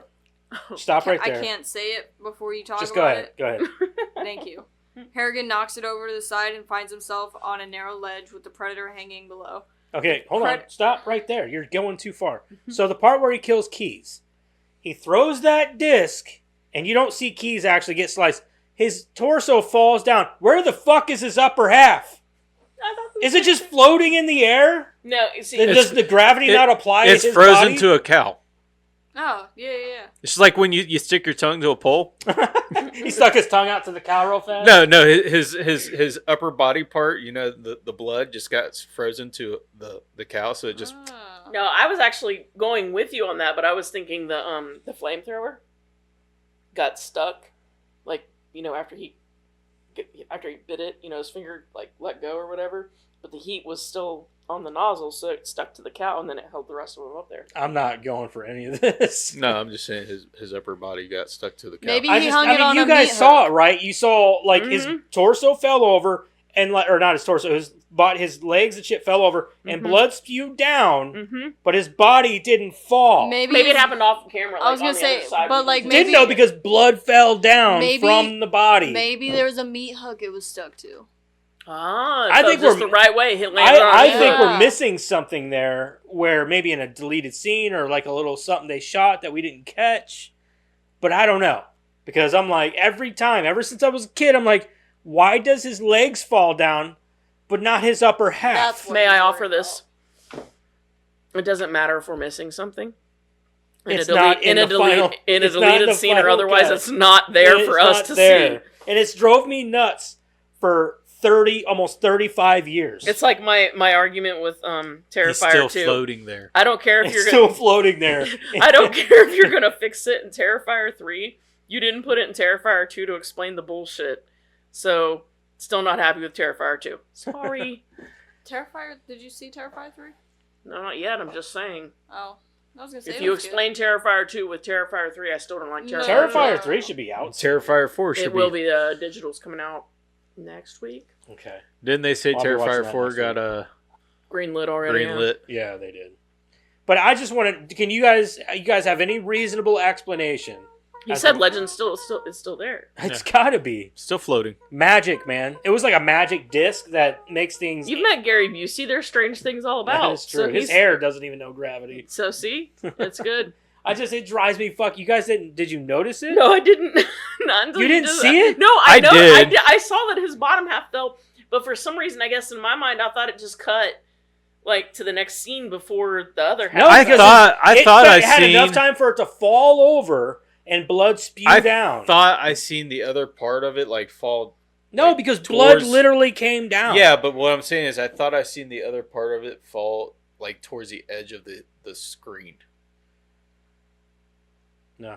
I'll make a TikTok out of this and I'll put the You scene got in to. there. I'm and I'll just telling be you, like, dude, because I want what you to do see you her like, guys holy. think? I don't know if you guys I have don't know. never noticed it, but I'm just like, because literally the thing goes through, Yeah, his bottom Yeah. half falls The bottom over, falls. and then blood falls. no, you're from that. 100% I'm like, correct. I don't understand. Like, but what I'm saying is like I swear I think I seen the other part of it fall like right at the edge of the screen. Look it up now and put it on the screen. We'll watch it live. I just don't understand. Bet it's on YouTube. Keep reading. I'm going to look it up. Okay. The Predator attempts to activate the self-destruct device on its forearm, but Harrigan uses the throwing disc to sever its forearm and destroy the device. And The you know Predator what? How is it that you can cut a nuclear warhead and it just that disables it? I have no I thought the same thing. I'm like, so that's all you got to do is chop it and it's like deactivated? Yeah. I didn't have know no that. idea. Okay. I thought the same. I was like, I'll let it go because it's alien technology, because we don't understand it anyway. So I let that one slide because I'm like, he just chops it and it does nothing. Okay. The Predator falls through an apartment window and uses a medical kit to treat its wounds, then flees through the building. Harrington follows it down an elevator shaft and finds its spacecraft in an underground chamber. Inside the ship, the two face off in a final duel, with Harrington finally killing the Predator by impaling its chest with the throwing disc. Several other Predators appear, collecting their dead comrade and presenting Harrington with an antique flintlock pistol labeled Raphael Adolini, 1715. Harrington escapes the ship as it takes off and reaches the surface just as the remainder of Keyes' team arrives. Furious that they were unable to capture the alien, Harrington speculates that the creature will return. That is it. Do you think that Herb guy woke up after they all left the apartment? Do you think the top half of his body woke up? I don't know. No. Nothing? I found it. I gotta get it on the computer first though. You guys keep talking. Anyways. I really thought that was a pretty funny question. I thought that, that Herb guy would have woken up. That lady kept asking for her husband to wake up. She check those did, in the and he bathroom. didn't, and I'm surprised. So I'm saying, do you think he woke up I'm surprised she after didn't whenever everybody left? Right. I just wonder what the question was on Jeopardy. Oh, actually, I do know that, but I didn't put it in there because I didn't think anybody would remember the question. But yeah, I did know the answer to that. God damn it, where's that? Yeah. You'd think they would have heard them crash through the bathroom. Well, yeah, that's what I'm saying. Like, he never woke up. Like, you think he did after Yeah. everybody left? Maybe no. Maybe he died. I mean, maybe she just didn't know. That's a terrible idea. Yeah, but like, did you hear my prompt from earlier from psychology? That's true. You think the predators at the end were, like, actually really there? Or did they, like, beam down to get the body and then beam back up? Well, they stole the spaceship. Yeah, but at the end of the first one, what happened to the spaceship that he had? It crashed. The guy blew up. The original predators. So what in happened some to of his them, spaceship? they don't. I don't know that they land or if they hover. Well, no, the theory is that their spaceships, if their predator or whatever is gone and Right. they know, then they can bring them back up from their home planet. How Like, did that's- they get that's that the working spaceship theory. underground? That's a good question. I never understood. That's another Yeah. good question. I That think I spaceship's put. been there There's for- actually some theories. I think I put them in trivia. Okay. So I found the video. I think this is it. I hope. I didn't watch it or anything, so hopefully this is it. Let's see. If it's not, then shoot. Yeah. So you guys tell me. Yeah, this is it. Fuck that gun in particular. Yeah, he broke that gun like it was a toy. It was. I don't know if you know how movies work, but that's usually not real guns. I know, but he broke it like it broke like a plastic gun. No, I know. It They was didn't even try to chocolate, make it look really. like it was metal. Girl, get up.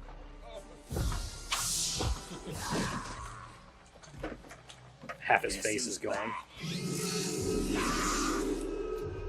Too late to go home now.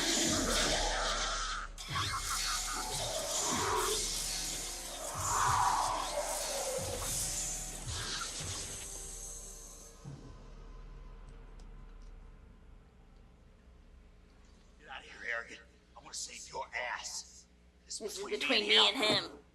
Dead. This is right here. Watch.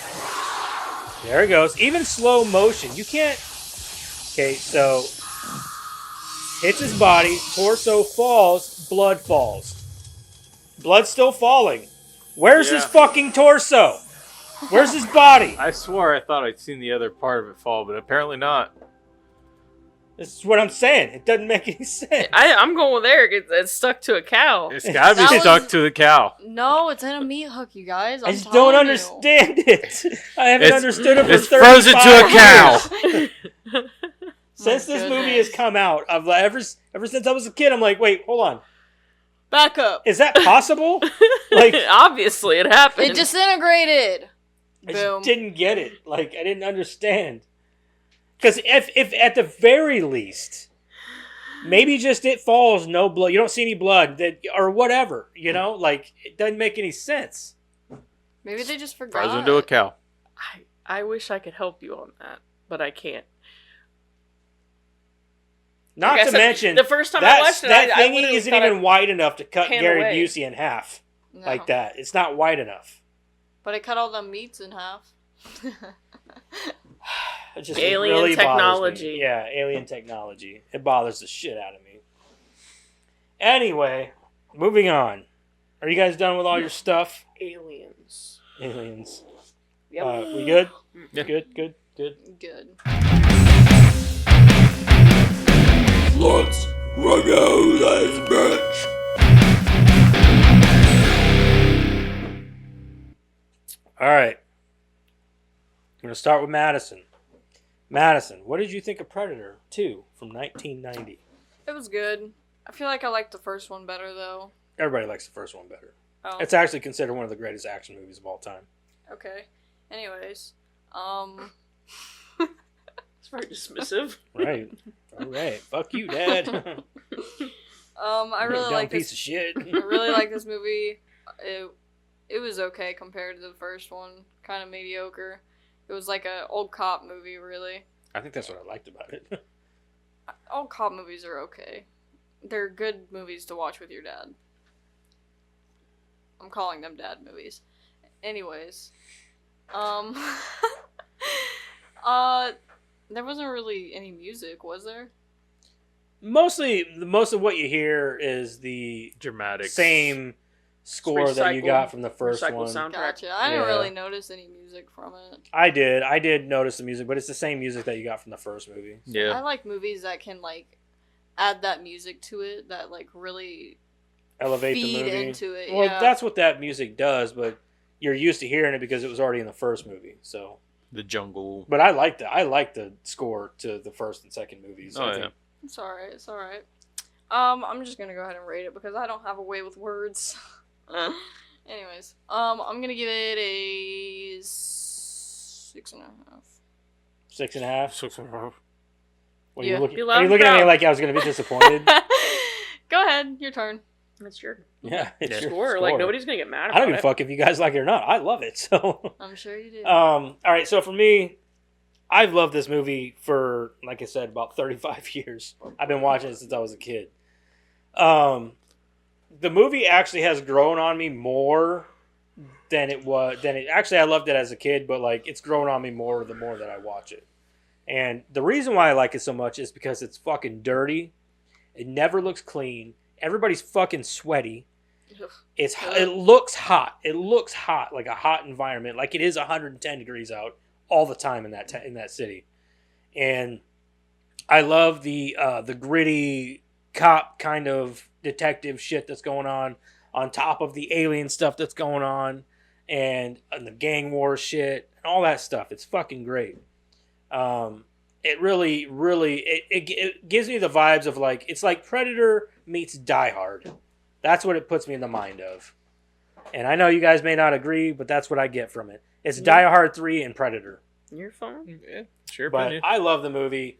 I think that fucking Danny Glover kills it in this movie. I love him in it. I think he's a badass and he's fucking mean, and I think it's great.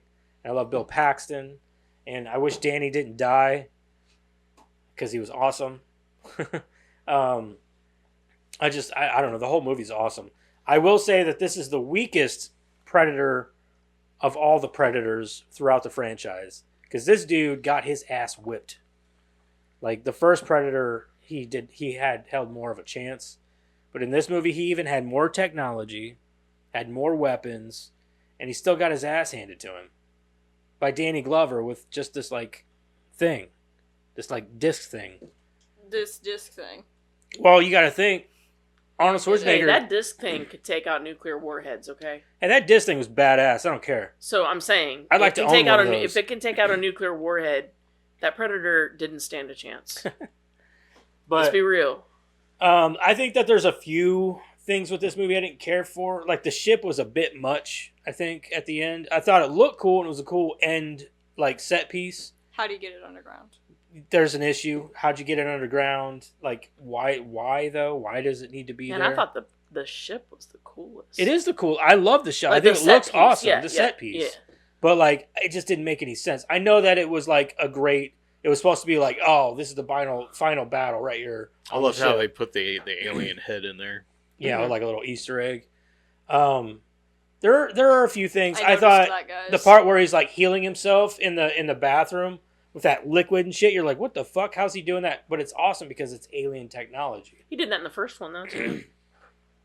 Yeah, but he didn't use just like shit from a fucking a plaster Drywall. wall. You know what I No, mean? they always use something from their environment, remember? Like, he pulled something out from his, like, pouch or whatever, and then he was using, like, leaves and shit. Right. So they always find something from the environment Right. to use. I did find that part very interesting because Yeah. I remembered that from the first one because I remember thinking like this dude's, this Predator in the first one. I remember thinking about, how the Predator had been through this, and this, but then, having to put that stuff on apparently hurts like hell, Yeah. But I remember thinking how cool it was that in the first one he used leaves and stuff with his technology to make, the ointment. And in this it was the same. I thought that Right. was cool. So, I think that for this movie, I love this franchise. This and the Alien franchise are two of the coolest horror franchises to ever exist, in my opinion. But I also like alien shit, and I love sci-fi and stuff. But the thing is with the Alien franchise, it kind of fell off really fast. It pretty much fell off with the first movie or the third movie, and then you know what I mean. But with this one, it went pretty strong with 1, 2. Even Predators was really good. The Predator wasn't that great. But then Prey was amazing. So, like, this movie is going way stronger than the Alien franchise ever did. Because I don't care what anybody says about Predator 2. Predator 2 is the shit. And for that, I'm giving it an 8.5. Great movie. A dad movie. Sure, whatever you want to call it. For me, I think that the strongest thing about this movie was like you saw a lot of consistency between Predator, I guess you'd call it lore. They didn't really. I appreciate that too. Yeah, like You know how sometimes they'll bring in another director and they want to change a bunch of shit. Yeah. Different writers want to change a bunch of shit.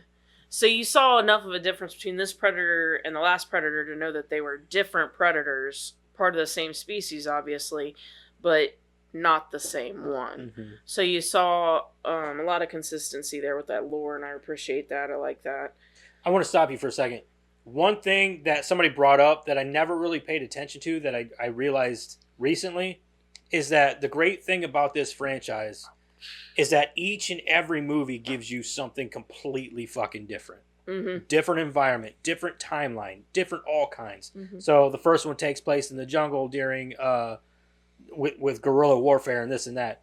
The second one takes place in L.A. The concrete jungle. The next one takes you to an alien planet, with different life forms and blah blah blah. And then the next one takes you into like this other sort of like elite fucking bullshit, whatever. I don't even want to talk about it because I don't like that one. And then Prey takes you back like 300 years with like the original indigenous colonies that were around America and that. Mm-hmm. Like those things all, like, I love that. And it's cool to see where this takes people, because there's great hunters and great prey in every sort of environment and situation that you can take. Like, pitch me, like we've already talked about before with the samurai, like bring us a good samurai movie with the Predator and a samurai. How fucking badass would that? They already gave you like a small little teaser of that in Predator, or in Predators. Yep. And whenever with the dude, the Yakuza guy with the fucking sword. Yep. That was one of the best scenes of that whole fucking movie. And I would love to see, that would easily be my favorite Predator movie. It would. So I'm just sorry. No, you're fine. I just saying I like the variety that these movies bring you. But I like the fact that they keep it consistent between the movies. I'm just talking about variety. You get a little piece setting. you get pieces of the lore in each one, or you get additions to the story, but it stays consistent. Mm-hmm. And I like that. I don't like it when you get like because the first one was completely mysterious. Yeah, well, and I don't like it when you get different variations of a story, but they don't line up. Right. I hate that. And then I'd say I didn't like Danny Glover as the cast. You didn't? No, he's too nice. Really? Yeah.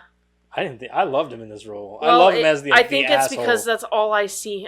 Every role I see him in. Lethal Weapon. Yeah, like Yeah. I can't unsee that, and he's just all I can see. Like It is sad that his two most notable like things is a cop and a cop. And I don't see him as a badass. All I can see is just like, even when he's trying to too old be for this shit. when he's trying to be a badass, it's like, oh, isn't that cute? You know what I mean? Like, it's just like I can't. That's cute. Yeah, I can't. He's just not a good cast for me That's in true. this. He does have a really nice face. Yeah, Like, he's just got that nice, like, he's like your neighbor that you want to go over and talk to every day. Because he's got some kind of like wise, like some great wisdom to give you. You know what I mean? Like, the he's worst. that guy. The worst he's gonna be is he's gonna be that guy that's gonna try to save you because he's the good guy.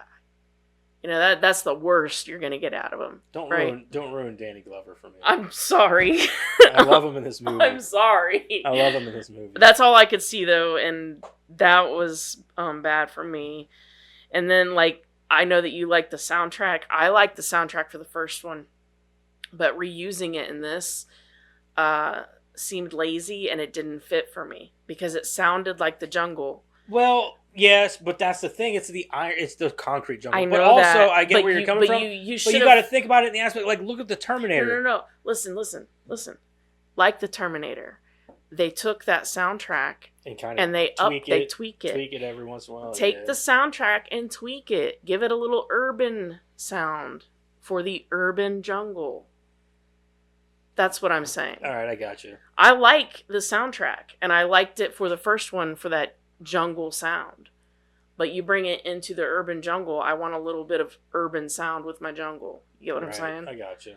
So throw in like some old Run DMC in there. Sure, I don't care. Something, give it something. Don't just throw in the old soundtrack and call it good. That's lazy, right. and it doesn't sound as good. It doesn't sound as good just thrown in on top of that cityscape. I'm sorry, it just doesn't to me.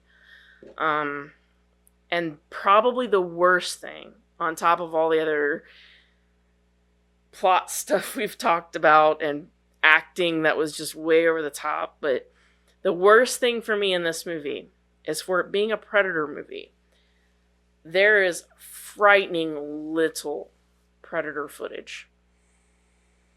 There really isn't a lot. No, you see bits, right? Like, you'll see a foot or a leg or an arm, or, and in the jungle, you saw a lot of the camouflage, right? Like you saw a lot of the camouflage in this too, but you got to see it, right? Like it was up close, it was in your face. You got to see that predator. They were proud of that predator, right? They wanted to show that predator off. I liked it when it calls him pussy face. Yeah. In this one, it was almost like they were like ashamed of their predator. They didn't want to show it off very often, and you didn't get to see Don't it look at my very dog. much. It's ugly. Yeah, just don't look at it. Don't look at it. We don't want you to see it. You know. If you don't look at it, it won't bite. Yeah. So yeah, I didn't hate it with the fire of 1,000 suns, but I'm gonna give it a 5.5. Let me ask you this: what did Jeremiah think? He didn't like it either. He didn't like it. Mm-mm. That's okay. All right, so Fuck you, Jeremiah. Waiting for it. all right, so I saw him at Kroger again yesterday. He told me. I was like, dude, every time I'm here. He told me. So we should just have a running appointment, I guess. Yeah, it's every Monday, I think, too. Probably. I think it's every Monday. I don't know. Last time I saw him, because last time I saw it might have been a Tuesday. It was right before podcast. I know that. I think it was Monday. It might be Monday. All right. Anyway. So I did really enjoy like the old, I enjoyed the score, but like Karen said, add a little bit more of the urban to it. But I enjoyed the what I did get to see the Predator. I enjoyed seeing the new Predators that were in it. The nude Predators. Yeah, the Yeah, the new. big I think you ones. downloaded the wrong one. NDEW, new. Apparently, you were thinking of them being nude. I mean, aren't you a little interested on what they might look I like? mean, they already have pussy in their mouth. I mean, it kind of makes you wonder what Pussy the girls face. got in their face. What's up, dick face? Maybe that's how they mate. Maybe. Boys. Ow, your mandible. It's poking my penis. Shut up and just play with my boobies. Sorry. Got a little too far. Got weird. And cancellation? You there yet? Got weird. Anyway. Pussy face, dick face, it's all the same. They all got mandibles. I don't understand that. Like, Anyways, maybe that is how they mate. That's funny. Holy shit. We've never seen a female predator. You never know. They might have. Please continue. Maybe it's an asexual thing. You think when they get aroused, it gets bigger, or? well, did they say that they mess with genetics to create other predators? I have no idea. Oh, because Yeah. there's bigger predators? Yeah, but I thought it was Yeah. more like a 300 situation, like the Spartans, where they just like get rid of the ones that are not good. I don't know. They get more into that in the next one. Yeah. So. Yeah. Well, anyways, so I enjoyed some of the sets that they had for it and stuff like that, but I did not enjoy the acting. Did not. It was way overplayed in some of the. A little over the top. Yeah. Danny Glover did a good job, but some of the I other, understand where you're coming from, but okay, I'm gonna just kind of bring up a point. So the whole point of this movie is like they're in gang. There's just gang wars. Like the streets are like just flooded with war all the time, shooting, violence. So their acting might seem a little over the top, but at the same time, how would you react and how would you be in a situation like that where literally your streets are a war zone every day? Yeah, but not when you're like doing the. How would I react? I'd move. Move. Yeah, but not when you're doing the. Yeah, but Danny like- Glover is supposed to be a soldier. You know what I mean? Okay. He's a soldier. Well, what the way I'm saying is like His acting wasn't over the top though. yeah. What the way I'm saying the over the top acting was when he first pulled up and she just like the girl she was like, oh, they're doing this.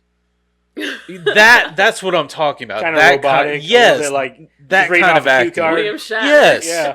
That kind of acting. There's something on the wing. Hey, assholes.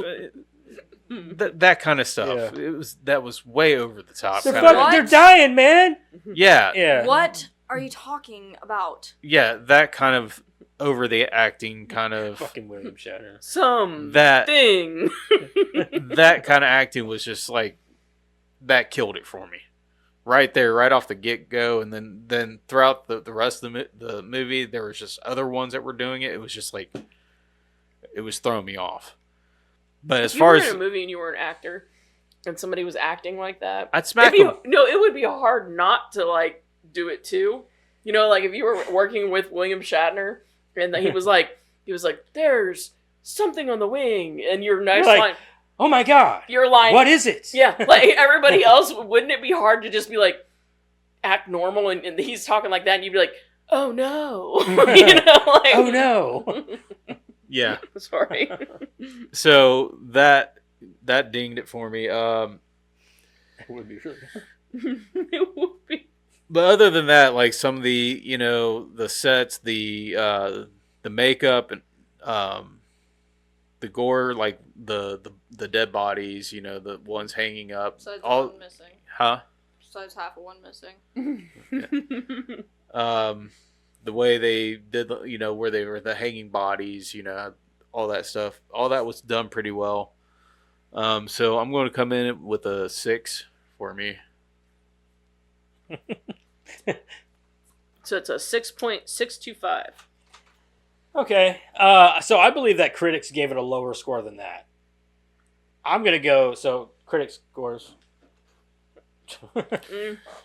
I think for critics, I think they're gonna be lower. I'm gonna go 40. Man, it might even be lower than that. You're in the 40s? I'm gonna say 48. 48%. Because I'm thinking they're low too. I bet it's. I'm 43. I'm saying 48. 43%. Fuck you guys. I'm going to go say I'm 32. Eric's gonna take it. It's a 30%. Damn! Holy shit! Damn. I knew it was gonna be low. I just didn't know how low. Man, I didn't think it was that low. Because I know that this was like a really like people did not like this movie that much. But I didn't think it the would be audio that low. score is going to be higher because I think that people, over the years, people have grown to love this movie. It's got cult status now. So Hold on, let me say the critics' consensus. The thrill of the hunt is gone in this hackneyed Hackneyed? Hackneyed. sequel. Okay. Yeah. Anyways. I'm gonna say 70. I'm saying 48. I'm going to go between you guys. I think it's in the 60s. What did you say? 74. I said 48. I'm going to go 65. Eric's gonna take it again. It's a 44. Really? Yeah. I thought it Cult was- status, man. I I thought it thought, would have yeah. went up a little. Jesus. No. All right. All right, Well done. David I. Fuck you, cheater. Oh. Finally, Ah, cheater. I'm all the way over here. you got like magic eyes or something. Magic eyes. He's got movie magic eyes. Like crazy eyes over there. Deeds, I thought we were watching Scooby Doo. It's bad. It's really bad. Half a star. David I. Oh, that's Yeah.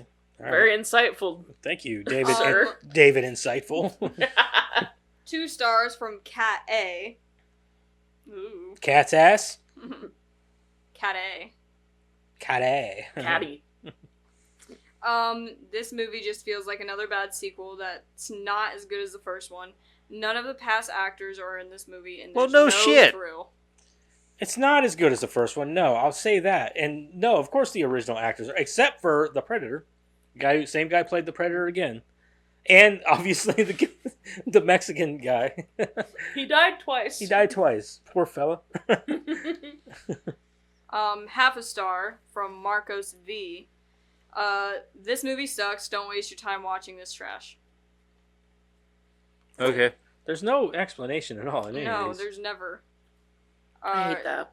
Sergey? Sergey. Sergey? Sergey. Was that you? No. What was that sound? I have no idea. Did you hear that? Yeah. That was like a cat. It might have been a cat. Sounded like it was in here. I know. I sound like someone was doing the weird thing with their voices, like. But it was like super quiet. That was definitely not me. I can't do Yeah. those kind of things. It sounded like a cat, but it sounded like Came it was out of in Eric's here, pussy but face. Far away. It sounded like That's fucked up, man. He knows how to Over there whistle. He knows how queefing to on whistle your with his face. mandibles. oh my god, he's queefing out of his face. Yeah.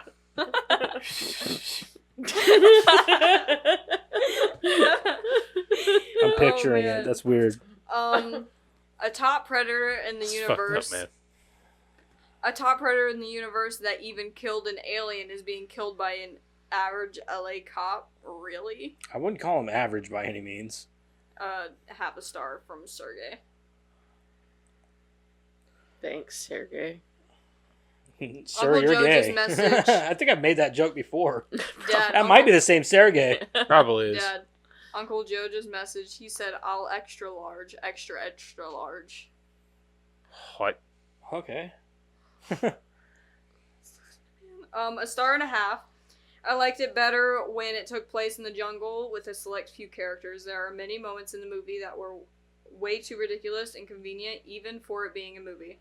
While there were a couple of good things, like decent directing, camera work, and Bill Paxton's acting, even though he played an annoying character, I mostly found myself criticizing how much of it I sat through. The special effects don't hold up anymore, and there are several times when Danny Glover's character stumbles upon certain sets even though he gets there randomly and doesn't even know they're there. Plus, the street crime element of Los Angeles was way too blown out of proportion to be believable. Not really worth a watch, IMO, In my opinion. in my opinion. How do you know that? I was getting ready to say the same. I was like, in my He knows it, opinion. you don't. IMO, that's what that is. Yeah, Yeah, Come on that's now. what it my means. Y'all, old soul, it's kicking in. Yeah. Anyways, no The depth 3 adults or- knew it and she didn't. No depth or originality at all. Yep, that's a cat. fighting Oh, another okay, cat. yeah, Yeah. it's That's a outside. cat fighting another Okay. cat. Woo! It fucking did it to me again. I was like, what the fuck? I know, I was going to jump out of my skin for a Like, Eric? second. Is there a fucking ghost in here somewhere? I'm fucking out. I'm running. Oh man. I was about to book it. From Derek Lynn. I was too. Fucking Power bye! Fucking Leave the phone. There is no use for it anymore. That's what's haunted. That's why we think it's coming from you. Be gone, devil phone. Oh man. Half a star. Just another failure of a sequel. 2 stars. Atrocious. For 2 stars, that's a bad word. Mhm. Glad I didn't really remember what this one was like. Okay, so it hits 2 out of 5 instead of 1 out of 5. As out of nowhere, the last half hour actually makes this watchable and even good. Should have been so much better, though. Shoulda, coulda, woulda. I mean, what the fuck you 3 want? stars, 6 out of 10. Not terrible, and you can have fun. Okay, cool. For real. 2.5 stars. It's a pretty average, gratuitously violent monster movie. Enjoyable enough on its own, but totally unworthy as a sequel to the crowning achievement of survival horror action. Mediocre movie, got some cool stuff, but the last act is way too long and boring. I 3 disagree. stars. The last The act, last act the was best the best part of the part of the whole movie. movie. Yeah. the whole chase between Danny Glover hunting him down, And then the fight scene. says, half star, fuck this movie with everything that can fuck. I like it. That's the best review I've Yes, ever fucking I like heard. it. Fuck this movie with everything that can fuck. Do you want me to save it? Yeah. That is hilarious. That's great. Save it. But yeah, dude, the last act of this movie is the best part. Pretty much from that scene where Keyes bites it until the end is like the best part because it's just Danny Glover becoming the hunter and the predator becoming the prey. That's the best part. So, yeah. I don't agree with that at all. I think the last part is amazing. Was yeah. Okay. No. Oh, that's you. It's Madison. She sent, Oh, she sent sent it to all of us. everybody. Fuck this movie with everything that can fuck. Okay. All right. Moving on to Sweet ass trivia with Karen. With Karen. That's me. That's me. Mario. Carrie. Come on, you. Stephen Hopkins was given the task of directing Predator 2 after greatly impressing the studio when directing Nightmare. Shut the fuck up. Wow. Shut up now. You got me doing it. Fuck your own face! I'm sorry. Continue. Shut up. After Let her you. get through the show. We're running late on time I'm here. sorry. Put that cookie down! We spent too much time fucking around, goddammit. I'm sorry, Dad.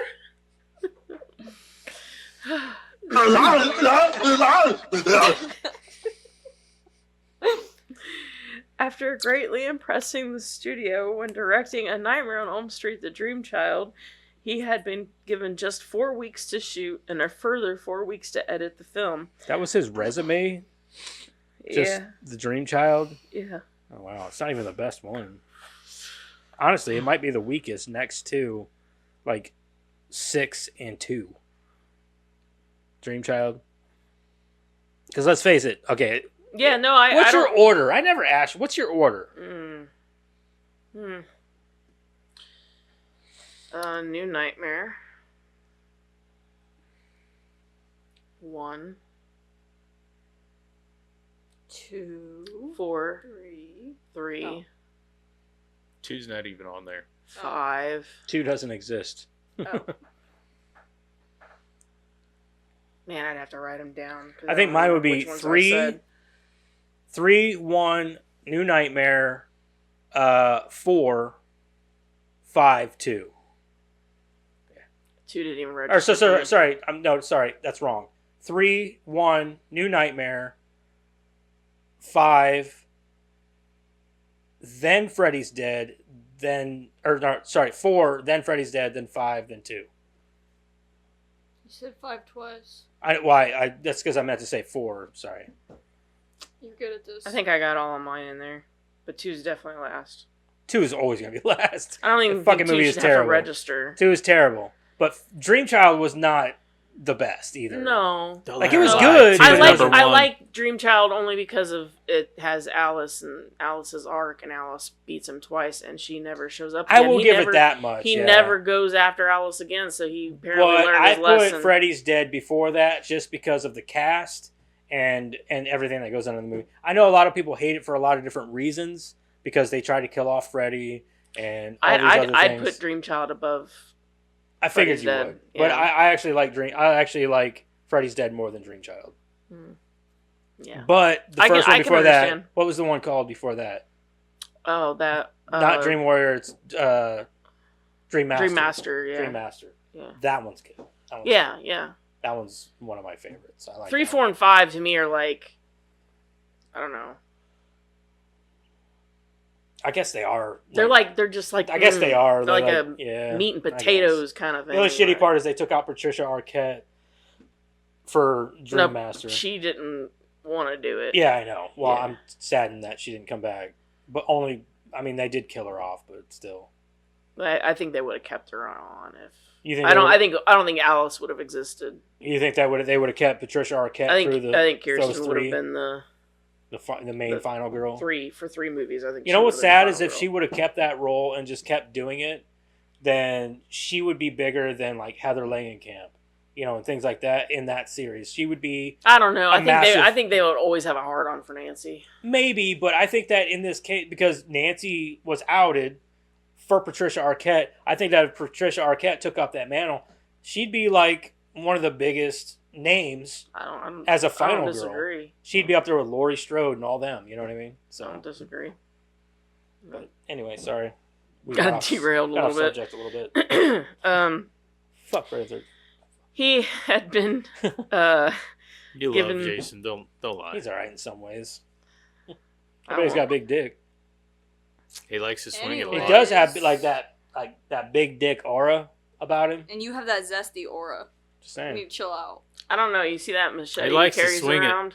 You think he's Seems like compensating? yeah, I think he's compensating. It's not for that something. big though. I mean, like his machete's not that big. You know what I mean? Mm. Like I drove a big truck, but that's only because I had to drive a big truck.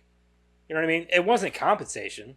I'm not didn't trying put to call big you out. tires I'm on calling it. out Jason. I didn't put big tires on it and lift it. No, I used what I had. What I'm I calling needed. out Jason. I'm not calling out you. I'm saying like Oh, the, yeah. the Why size, are you Machete- making the size of his comparisons? Machete's not the only thing Yeah. he uses. Well, I'm saying like the machete, like it's what he had to use. It's not that. Why does he do that all the time? That's what he had to use. He's done that like 6 times already. Every day. That's What did they about say in right. Weird Science? How'd they say it? Tossing off. I'm not tossing off. All right, I don't toss off. Tossing off 6 times, okay. 6 times. Wasn't tossing off. That's what Trump's doing every time he's up there. But like I said, Jason doesn't just use a I toss machete. off the best. It's amazing. Like I don't know. He uses weed whackers. He uses ice picks. He uses He uses sleeping He bags. uses it. Yeah, he uses everything Sleeping bags at and his trees. disposal. Fucking nitrogen, fucking liquid nitrogen. That Yeah. was definitely the coolest death I've ever seen in a movie. Definitely. It's definitely Fucking the best boat movie of oars. the franchise. Jason X is amazing. Yeah, it I is. hated it whenever I was younger. I was like, this movie is cheesy as fuck. It Oh no, I was. But loved then you it. like get older, like this movie's amazing. No, I loved it the first time I saw it. I didn't think about it like, Oh, no, I this is did. not a Jason movie. I was like all stuck up in the air about it. Jason Goes to Manhattan was probably one of I like Jason Goes to Manhattan. the.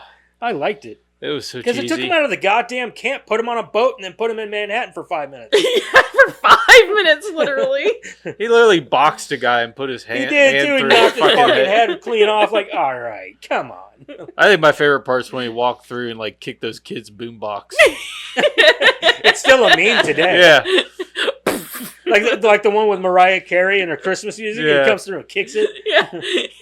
When they play it too early right before Halloween. Yeah. Oh shit. At least wait till November 2nd. Not the 1st. It's too close. No, wait until after Thanksgiving, you fucking selfish They're not prick. going to Yes. do that. Okay? That's why you gotta have to love ask a Jason, day because at he a One makes time. so holiday many at a memes with him. time, Right. people. Don't overwhelm me, okay? I'm a soft guy. Jason has his place. Okay, Okay. Sure. Yes, behind Freddy. debatable. I haven't seen Friday the 13th at all, and I've only seen the first Nightmare on Elm Street, so I don't have a place in this conversation. So you can watch the first 2 and skip like 4 or 5 of them, and then go on from there because like they're all the same. They all take place at the camp. They're all the same. They're all just the same. Literally, they're all the same. There's nothing original. Like, no offense, Eric. I know you like the kills. I get it. All right. There's more to a fucking movie than kills. No, there's not. Whatever. All right, kills and boobs. I'm sorry. You're getting somewhere. I'm a guy. He's my guy. I like them titties. And he's got that big dick energy. Dad likes that because he's zesty. I'm never letting that go. I'll be Ever. zesty all day. I don't give a fuck what that means. Go ahead, Karen. Sorry, man. Well, I'm just gonna sum up the first one that they gave him a really shitty timeline, like 8 weeks, all in, They only give him 8 weeks to do what? all of it. To film? 4 weeks to shoot, 4 weeks to edit, while also overseeing special effects work. You're telling me that he had 8 weeks to shoot and edit this movie. He said Okay, that you guys got to give this motherfucker some credit. he said that he managed it because he was 28 at the time and required little sleep. That's exactly what that would take, yeah. I bet even Danny Glover, though, because he's in, like, every scene.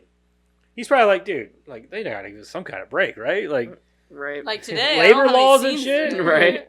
do I got to pull the race card? Because I will. Filming of the alley scene was very troublesome for the filmmakers due to the rough neighborhood. The alley was littered with garbage, most of which was used in the film, and plagued with large rats. Local residents, angered by the noise created by the film crew, would throw bottles and paper bags I've heard filled that. with feces from the windows at the crew in the alley below. Mm-hmm. Worst of all, the film crew found a dead body hidden among the garbage. Damn. Only How in was LA. your day at work? Only in Well, we LA. found a dead body. I don't know if that's got anything to do with Fucking Danny Glover's over there investigating. Danny, you're not a real cop. Go back to your trailer. Well, you see, I think he was shot. Why you say that? Bill Paxton's over there like making his jokes. And shit. You're not a real cop. Go back to your trailer. The spear weapon that was used in the film disappeared and was reported stolen soon after filming was completed. What was it? The spear. Oh, I'm sure it's came up. I'm sure it got sold somewhere. Oh yeah, I'm sure it's sold. I'm sure it's on the black market somewhere. I'd be a crew member like that. Some of the Predator's sounds were recycled from Tremors from 1990. I didn't know that. The original storyline of the film was to have taken place in New York City, but Jim Thomas and John Thomas quickly changed it to Los Angeles because of budget concerns. The scene where the Predator raises the skull during the lightning storm was to have taken place atop the Chrysler building. The subway attack scene was directly adapted from the first Predator comic book series. The producers thought it was cool and wanted to use it in the film. That's the only reason, because it didn't make any sense for the movie itself. Right. Jackass. The film was recut and submitted for rating over 17 times, according to director Stephen Hopkins. Because of the more graphic shots of mutilated bodies, nudity, and decapitations by the Predator, the film was initially given an NC-17 rating. And there was brief talk to keep it that way, but this was ultimately believed to be detrimental to the box Where's office. that unrated cut then? Give us that unrated cut. Sons of bitches. Because how badass would it be to see more gore? Yeah, I agree, because it was pretty neat, some of those skin scenes. Yeah, exactly. By cutting around the explicit shots, often taking out somewhere between 6 and 12 frames, they were able to obtain the desired R rating. Hopkins said that no full scenes had to be cut due to violence, only for pacing issues. Now this has to do with why Arnold wasn't in the movie, and there's a few different reasons that were given. So I'm gonna kind of give the different reasons that were given, and you guys can kind of decide for yourselves, because they all sound plausible to me. Arnold said no to Predator 2 because of a dispute over money. According to producer John Davis, it was over an additional $250,000. I could believe that back then. Which the studio refused to pay him. However, the director later stated that Arnold couldn't commit due to scheduling conflicts. Also. Kindergarten Cop with T2 set to start directly after. Well, Kindergarten Cop was a movie that he really wanted to do. Really, really wanted to do for two reasons. One, he wanted to do a type of comedy. Right. Also, two, being he wanted to work with the director. I can't remember who the fuck he was. It was Ivan Reitman, I think it was. I think it was Reitman. You might be right about that. So, like I said, all of these seem equally plausible to me. That's why I put them all in here. Maybe it was all the reasons. Could be. Could be. John McTiernan's fee after Die Hard was $2 million. That's why he declined to direct this movie. Because the executives wanted to keep the budget the same as on the first film. For years, it was claimed that Gary Busey's character, Peter Keyes, was originally written into the script to be Dutch. Really? That's one of the claims. Yeah. It would have been a more robust role, resulting in Arnold and Harrigan both sharing headline for the film. But because Arnold turned it down, due to his dissatisfaction with the script and the director, the role was renamed and reduced to a secondary villain/anti-hero role and recast with Busey instead. I could see the appeal in that, but also I really feel like he would have to take the lead role at that point. Like there would be, like Danny Glover would be like in his shadow the whole time of the movie. Well, in a 2021 podcast, this was kind of kiboshed by Hopkins. Both Dutch and Keyes were in the initial script, with a scarred Dutch set up to join forces with Harrigan in their hunt for the Predator. It was Keyes who had a minor role as a character, giving them leads on the creature. Arnold's main reason for declining was that James Cameron had asked him for Terminator 2, Judgment Day as well, and he couldn't do both at the same time. Keyes' role was subsequently rewritten and expanded into a shady government man, especially due to the energy that Busey brought to the part. Hopkins actually regretted that there were no scenes scripted between Busey and the equally energetic Bill Paxton as Lambert. I kind of want to go with like what Hopkins is saying is the reason, which kind of leaves out everything, like leaves out the money part, but kind of brings all of the other pieces into play. Right. Yeah. It sounds like there were just a lot of reasons why Arnold couldn't return for the Mhm. movie. So A lot of scheduling conflicts. by that point, though, I mean Arnold was like becoming a household name. Oh, I mean, yeah. people were. He was really the box office was. It was like he was the moneymaker. Yeah. So I mean, I'm sure that like his like fee was quite large at the time. Yeah. So I mean, it could have been all of it too. Right. I I'm don't sure know. if he could have returned for it, he probably would have. Maybe. But I'm sure like he probably had a lot of scheduling conflicts with it. So Yeah, maybe. Thought you guys might like this. In 2020, Hopkins revealed that he met with Steven Seagal for the lead role in the film. Seagal wanted to play the character as a CIA psychiatrist who knew martial arts. The studio kept pushing for Seagal as the lead. Hopkins passed on casting him, wanting the character to be more of an average Joe type. Seagal went on to another Jamaican-themed movie, Marked for Death, in 1990. I'm glad they didn't put him in this fucking movie. I thought you would like that. Hopkins also had envisioned Patrick Swayze playing the part, but he was unable to, having been injured while doing Roadhouse the previous year. Patrick Swayze. I could see him in the lead role. Yeah, Maybe. I As the could. main cop. Yeah, I could see that. I Yeah. could see him being Harrigan. People would have definitely looked at him Differently. in a different manner. Yeah. Mm-hmm. So. Bless you. God damn it! Every time. You good? Every fucking time. The gunfight in East Los Angeles was shot in 3 long days, with the exception of interiors of the building, which was shot on the Fox lot. The circumstances in LA were quite dangerous due to actual gang fights, stabbings, and shootings that were going on. The crew was actually protected by the Crips during the shoot. Huh. The predators of the hunting party, not including the city hunter, are often referred to collectively as the Lost Predators because the suits used to depict them on film were literally lost after production was completed. For the character designated as the Elder, the Stan Winston crew used the original Predator head, modified slightly with foam latex appliances. We changed the structure and the look of it a bit, and broke a tusk on it to make it look older. It was fun to go back and look at that guy again.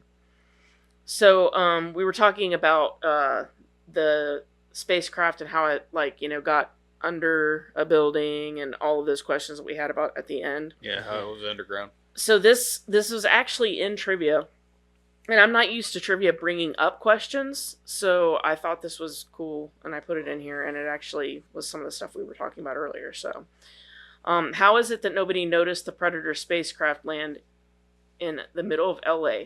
2 theories have been offered. She uses an invisibility cloak and also has a silent run. This is supported in the first AVP film when Lex sees the ship to cloak knock 20 yards from her while she was standing in the open, and she didn't even notice it. 2, the predators on the ship had all taken turns hunting in the city, which may have taken decades. So they landed before the technology to detect her was invented and the area wasn't developed yet, or the population was minimal at the time so nobody saw her, which might explain how the ship wound up being located in a tunnel beneath a building. However, part of this theory is extremely unlikely, as the type of killings done by the Predator were unheard of in Los Angeles at the time. Had there been repeated visits to the area at more or less regular intervals, the LAPD, Sheriff's Office, California State Police, and the FBI would have records of similar cases. Assuming that the ship's cloak and silent run are sufficient to avoid visual detection by pedestrians and bystanders, this does not rule out that the ship was detected by radar. This would certainly explain why Keyes and his team are very quick to intervene during the gang war at the beginning, forbidding Harrigan and his team to enter the building, as Keyes explains they have quite some knowledge of the predator species and their MO, so when they detect unidentified flying objects that are not visually confirmed, they probably know what they are dealing with. Just some So theories. how did it get underground though? Well, that was one of the theories that was thrown out, was that since there were so many predators on the ship. I get that, but like that doesn't, like you said, that's debunked because the killings were recent. Yeah. So, but then again, why would so many predators be there unless they're like, because of it's a See, type I of, took it as it's a type of tribe. I took it as they beamed down to get the body and then just called the ship back. like that was another theory that was presented. I didn't put it in trivia, but another theory that was presented was that once they know that the predator that brought the ship down there to hunt is confirmed like dead or whatever, then they like call it back. So like that's why there was no ship left behind in the first Predator. Yeah, but how did it get there to begin with and go underground? That I don't know. That's what I'm saying. Like that I can't answer. But like, but then again, they don't really show how underground it is. well, that's what I'm saying. They just see him coming out of that tunnel, getting blasted out of that tunnel or whatnot, and that's it. Like, but like, how could it get in there? or did it just land near it? I mean, near it. It's on the other side of the tunnel. I guess it is in the tunnel, isn't it? Yeah. Yeah, because they fall through the elevator But, straight like, into that shit. How? Oh no, maybe it flew into the tunnel and landed inside the tunnel. You'd think someone would feel like maybe they thought it was like an earthquake or something. Yeah, but it would have to be a lot bigger than him. Like a lot, like Because the tunnel house wasn't really big size. enough. Yeah. Yeah. I don't know, Like man. scale wise for him to fit have inside of no that idea. ship like he did. Yeah, It's a big ass tunnel. the big ass tunnel. Yeah, I have no idea. Maybe they dug that tunnel themselves. Movie magic. Yeah. I mean, I don't know. Like I said, I just read to you the theories that they threw out there. Right, yeah. But even though they were It's giving, one thing that I've always wondered too. Like, how the fuck did that it's thing funny get in because there? they give theories and then they're like, but then there's this, and then Yeah. they give a theory and And they're they like, but then debunk their own. there's They this. debunk Yeah. their own theories. Yeah. It was funny to me. So anyway, yep, that's all I got. What's in the box? What's in the fucking box? I guess we're not doing a Thanksgiving movie this year. Fuck Oh. Thanksgiving. No, You no, don't? I'm not. No. No? Just Okay. pull one. Hopefully it's not another horror movie. Give us something funny. If it's a horror movie, you just want to do Thanksgiving. Oh, if it's a horror movie, we're gonna pull another one. Wedding Crashers. It's a comedy. It's a comedy. Fuck it, we're doing it. Okay. Wedding Crashers. I don't know that I've ever seen this movie. No? No. I don't think so. I might have once or seen bits and pieces. I know what the end is. I know the ending. I thought it was funny. It is funny. Isn't this the one where you see what's her face naked? Isla I Fisher. don't know if remember she's naked. I think you do. I think you see her topless. Topless, yes. Pretty sure. Yeah, because that was Sacha Baron Cohen's wife. They're not married anymore though. No. So she's. she's pretty hot though. Mm-hmm. Mm-hmm. Oh man, Hot Rod. I love that movie. The movie's amazing. All right. Anyway, next week we're gonna do Wedding Crashers. This is like Vince Vaughn's like breakout like comedy role. Because it's my shit's Same not. as yeah. Oh, I was putting it on the thing. Anyway, next week we're gonna do Wedding Crashers. Do you guys know what it's on? Nope. Trying to get there. You get shitty service down here. I do. It's not streaming anywhere. Really? Yeah. Well, you heard it right sure there. isn't. Well, it's not streaming anywhere, so if you want to watch it, you got to rent it, unless you already own it, or go buy it. It's up to you. Next week, Wedding Crashers. Some of you might not have, might be, or well, You want to try that again? words. Hubba-dubba-hubba-dubba. Words.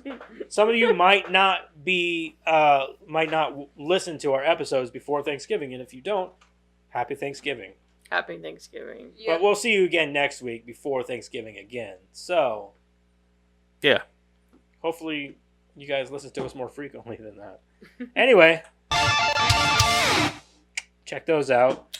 And down there in the description and all that good stuff. And until then, I guess we'll see you next week whenever we do Wedding Crashers. Okay, bye. Bye. Bye.